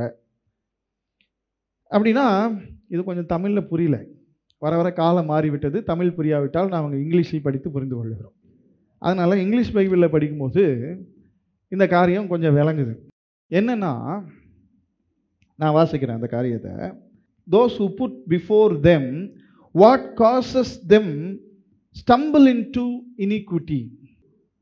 தங்களை இடரல் அடைய செய்து அக்கிரமத்துக்குள் தள்ளுகிற காரியங்கள். இனிக்விட்டின்னா அக்கிரமம். ஸ்டம்பிள் இன்டு இனிக்விட்டி, இடறி அக்கிரமத்துக்குள் தள்ளுகிற. அதாவது நம்முடைய வாழ்க்கையில் சில காரியங்கள் நம்மளை இந்த மாதிரி தள்ளி விடுற காரியங்கள் இருக்குது. அல்லேலூயா. நான் சொல்கிறது உங்களுக்கு புரியுதா? சில காரியங்கள், சில ஆட்கள், சில நபர்கள், சில விஷயங்கள், சில உறவுகள், சில காரியங்கள் நம்மை இடறி அக்கிரமத்துக்குள் தள்ளுகிறது. கர்த்தர் என்ன சொல்றாருன்னா, அவைகளை விட்டு ஓடுங்கள், அவைகளை விட்டு விலகி ஓடுங்கள்ன்றார். 1 கொரிந்தியர் 6ஆம் அதிகாரத்தில் 18ஆம் வசனத்தில் வாசிக்கும்போது ஆண்டவர் சொல்றாரு, வேசித்தனத்துக்கு விலகி ஓடுங்கள். நீதிமொழிகளில் வாசிக்கும் போது அப்படிப்பட்ட ஸ்திரீகளை விட்டு ஓடுங்கள் அப்படின்னு சொல்லப்பட்டிருக்குது. இன்னும் நீங்கள் தீமோத்தேயுல ஒரு இடத்துல வாசிக்கும் பொழுது சில ஆட்களை பற்றி சொல்லி அவங்கள விட்டு விலகி ஓடுங்கள் அப்படின்னு சொல்லி வசனம் சொல்லுது. அது மாதிரி நம்முடைய வாழ்க்கையில் நாம் இடறி அக்கிரமத்தில் விழுகிற சில இடங்கள், சில சூழ்நிலைகள், சில ஆட்கள், சில நட்புகள் இதெல்லாம் இருக்கும். ஆண்டவர் சொல்லுகிறார், அவைகளை விட்டு விலகி ஓடுங்கள். அப்படி விலகி ஓட வேண்டிய காரியங்களை இவங்க என்ன செய்யறாங்களாம், எடுத்து முகத்துக்கு முன்னாடி வச்சுக்கிறாங்க. இப்ப ஆண்டவர் என்ன சொல்றாரு, தன் முகத்துக்கு எதிராக வைத்து கொண்டிருக்கிற, அதாவது எதை விட்டு விலகி ஓடணுமோ, நான் சொல்றது உங்களுக்கு புரியும், நான் விலக்கி சொல்ல வேண்டியது இல்லை. சில சூழ்நிலைகள் நம்மை இடறி பாவங்களில் விழச் செய்யும், அக்கிரமங்களில் விழச் செய்யும். அங்கே போய் நின்றுக்கிட்டு நான் பாவம் செய்ய மாட்டேன்னு இப்படி நின்றுட்டு இருக்கிறத விட கர்த்தர் என்ன சொல்றாரு, விலகி ஓடுன்றார். அங்கே போய் நீயே உன்னை டெஸ்ட்டில் நிறுத்திட்டு பாருங்க, நான் வசனத்தில் வாசிக்கிறேன், சொல்கிறேன். 2 தீமோத்தேயு 3ஆம் அதிகாரம் 2ஆம் வசனத்திலிருந்து வாசிப்போம். 2 தீமோத்தேயு 3ஆம் அதிகாரம் வாசிக்கிறேன்.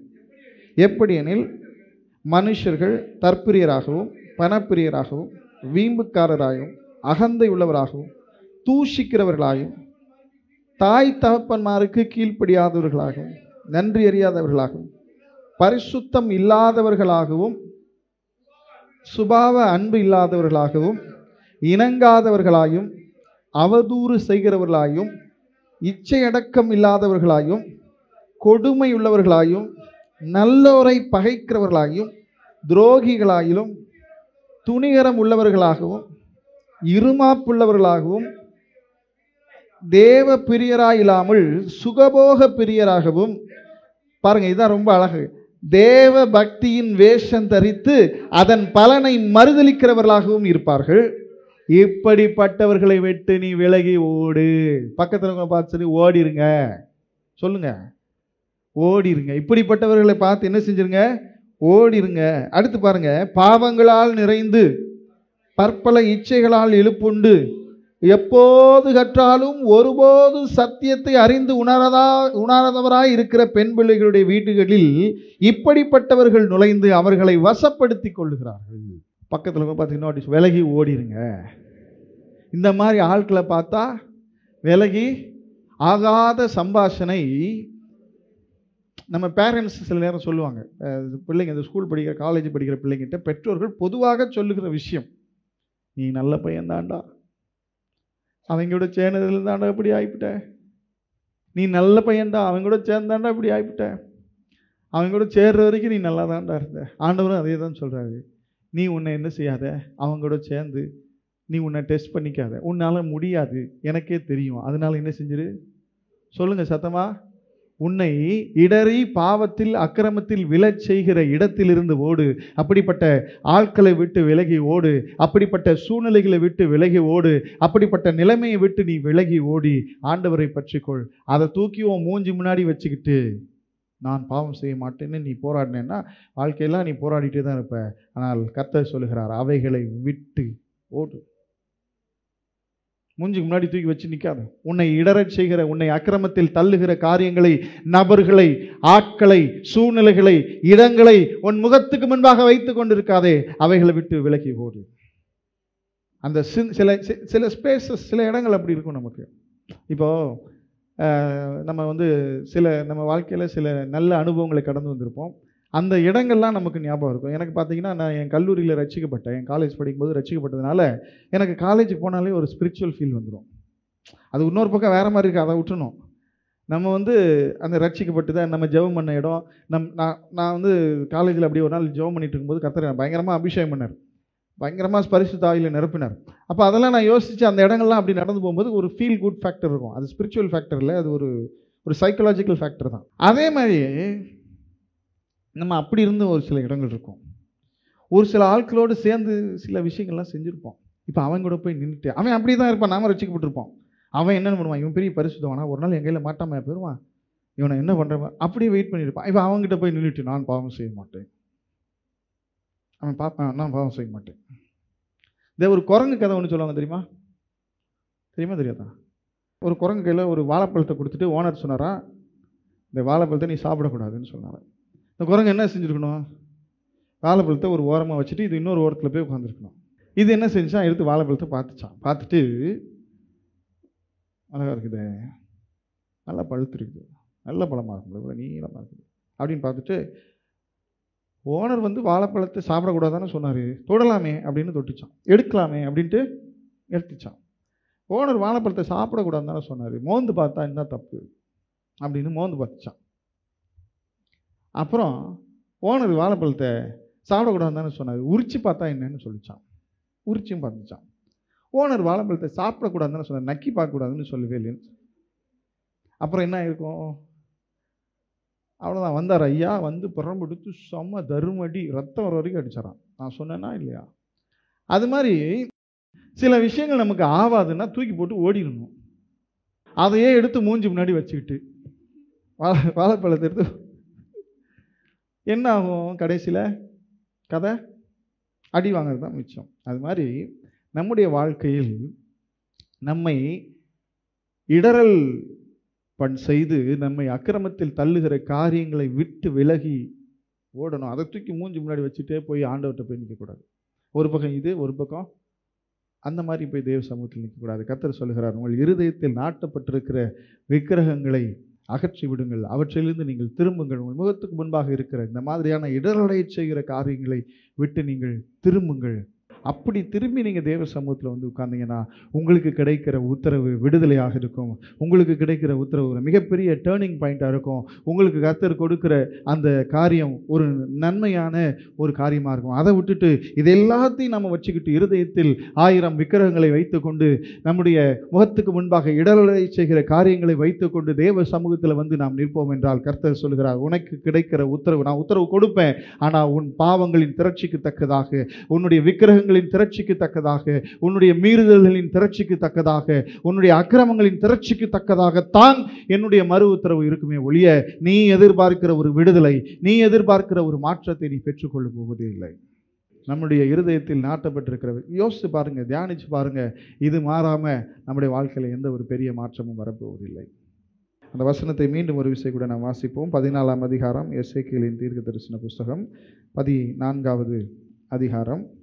ஆகையால் நீ அவர்களோட பேசி சொல்ல வேண்டியது என்னவென்றால், இஸ்ரவேல் வம்சத்தாரில் தன்னுடைய நரகலான விக்கிரகங்களை தன் இதயத்தின் மேல் நாட்டி தன் அக்கிரமாகிய இடரலை தன் முகத்துக்கு எதிராக வைத்துக் கொண்டிருக்கிற எவனாயிலும் தீர்க்க தரிசனத்தில் வந்தால், கர்த்தராகிய நான் இஸ்ரவேல் வம்சத்தாருடைய இருதயத்தில் இருக்கிறதை பிடிக்கும்படியாக அப்படிப்பட்டவனுடைய நரகலான விக்கிரகங்களின் திரட்சிக்கு தக்கதாக உத்தரவு கொடுப்பேன்.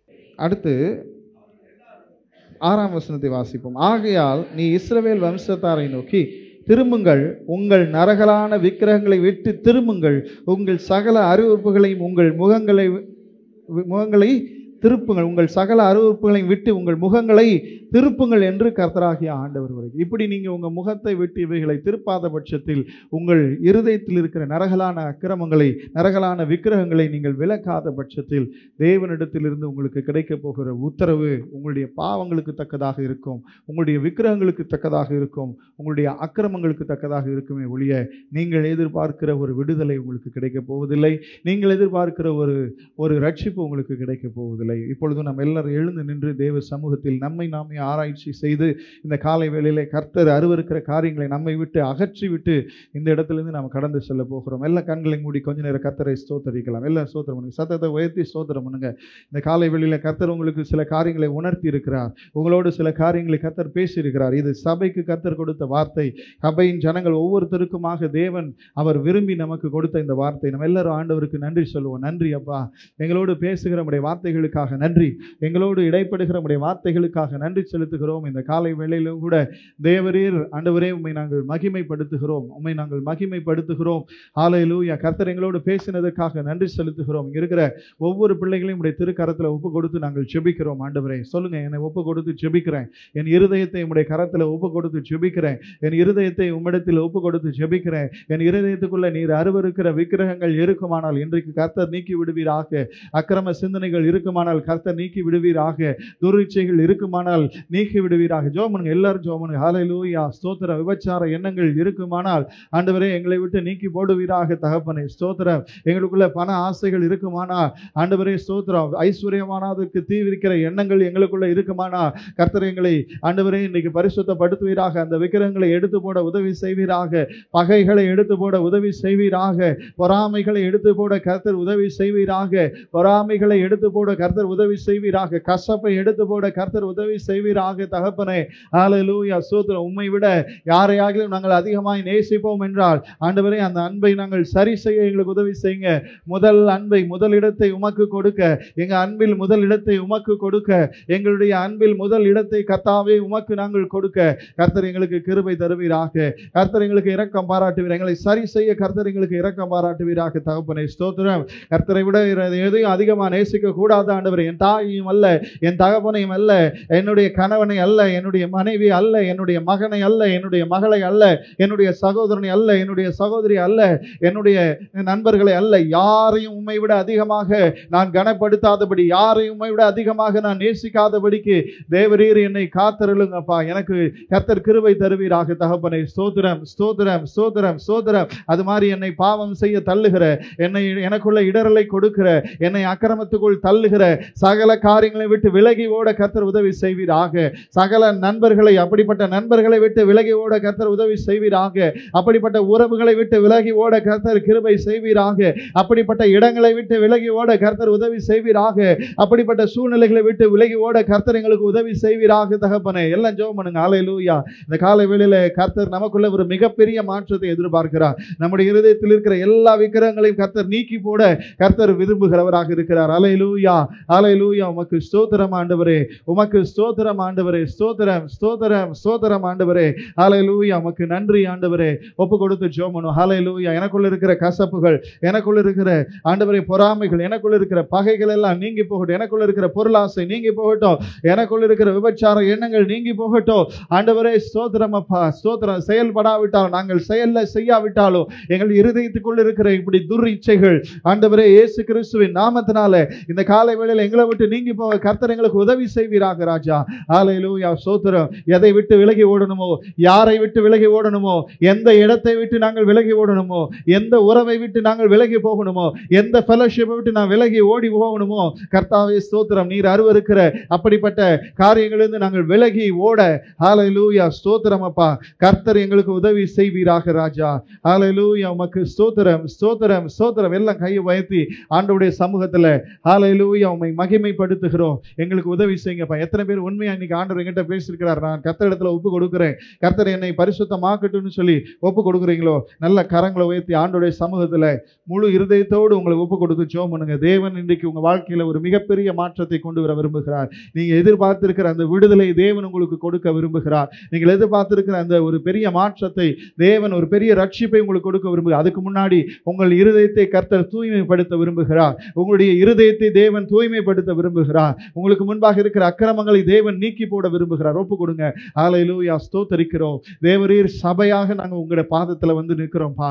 எங்களை கர்த்தர் எங்கள் இருதயங்கள் இருக்கிற விக்கிரகங்களை நீக்கி போட்டு சுத்திகரிப்பீராக ராஜா. ஸ்தோத்திரம். எல்லாம் உங்களுக்காக ஜெபம் பண்ணுங்க. பர்சனலி உனக்காக, உங்களுக்காக நீங்க ஜெபம் பண்ணுங்க. தேவ ஆவியானவர் இன்னைக்கு பேசின வார்த்தைகளுக்கு உங்களை ஒப்பு கொடுத்து ஜெபம் பண்ணுங்க.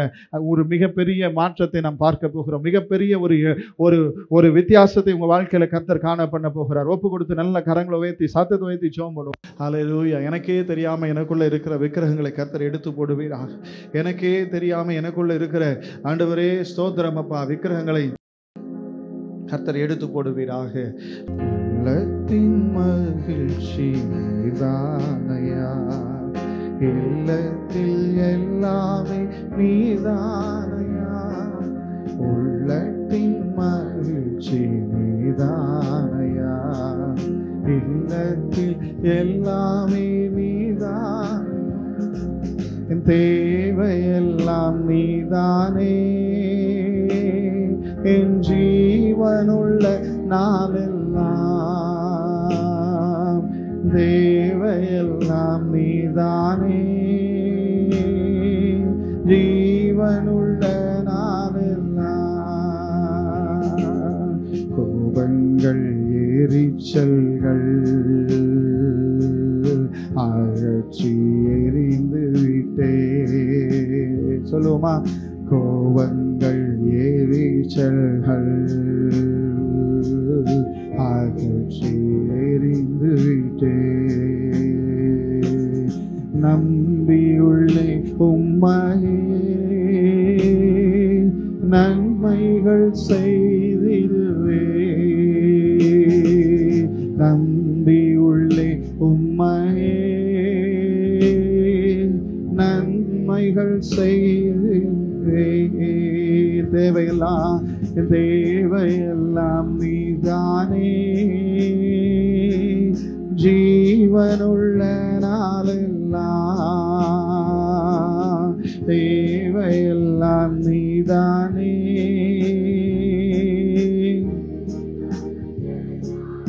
கரங்களை உயர்த்தி ஆண்டவர்கிட்ட சொல்லுங்க. ஆண்டவரே, எனக்குள்ள இருக்கிற எல்லா ஆண்டவரே பாரங்களையும், எனக்குள்ள இருக்கிற எல்லா பாவங்களையும், எனக்குள்ள இருக்கிற எல்லா விக்கிரகங்களையும், எனக்குள்ள இருக்கிற எல்லா அக்கிரமத்தின் இடரல்களையும் என்னை விட்டு கர்த்தர் நீக்கி போடுவீராக ராஜா. உங்க திருக்கரத்துல நான் ஒப்பு கொடுக்கிறேன் ஆண்டவரே. உங்க திரு சமூகத்துல என்ன ஒப்பு கொடுக்கிற ஆண்டவரே. உங்க பாதத்துல என்ன ஒப்பு கொடுக்கிற ஆண்டவரே. அந்த காலை வேளையில கர்த்தர் என்னை ஆண்டவரே நீர் விரும்புகிற பிள்ளையாக மாற்றுங்கப்பா. என் இருதயம் உம்மை பிரியப்படுத்துகிறதாக இருக்கு. எத்தனை பேர் ஜெபம் பண்றீங்க? ஹல்லேலூயா. ஜெபம் பண்ணுமா? கரங்களை உயர்த்தி என் இருதயம் உம்மை பிரியப்படுத்தட்டும், என் இருதயம் உம்மை பிரியப்படுத்தட்டும், என் இருதயம் உமக்கு அருவருப்பாக இருக்க வேணும் ஆண்டவரே. ஹல்லேலூயா. உமக்கு ஸ்தோத்திரம் ஆண்டவரே. என்னை அர்ப்பணிக்கிறேன். ஹல்லேலூயா. எத்தனை பேர் சொல்லி ஜெபம் பண்ண விரும்புறீங்க? கொஞ்ச நேரம் ஜெபம் பண்ணும். ஆண்டவரே ஹல்லேலூயா. பொருள் ஆசைகளை நீக்கி போடுங்கப்பா ஆண்டவரே. ஆண்டவரே பெருமைகளை நீக்கி போடுங்க ஆண்டவரே. பொறாமைகளை நீக்கி போடுங்க ஆண்டவரே. ஆண்டவரே என்னை தாழ்த்தி ஒப்பு கொடுக்கிறேன் அப்பா. கிருபை பாராட்டுங்க, கிருபை பாராட்டுங்க ஆண்டவரே, கிருபை பாராட்டுங்க ஆண்டவரே. ஆவியோடு ஆத்மா சரீரம் அன்பரை உமக்கென்று தந்தே ஆலயமாக்கி இப்போ ஆசீர்வதித்தருளும். ஆவியோடு ஆத்மா சரீரம் தகப்பனே அன்பரை உமக்கென்று தந்தே ஆலயமாக்கி இப்போ ஆசீர்வதித்தருளும்.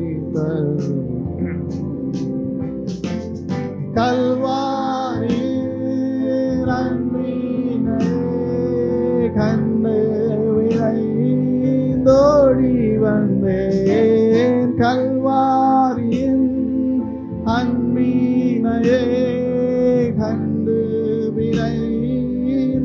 ஓடி வந்தேன் கழுவும் உம் திருரத்தாலே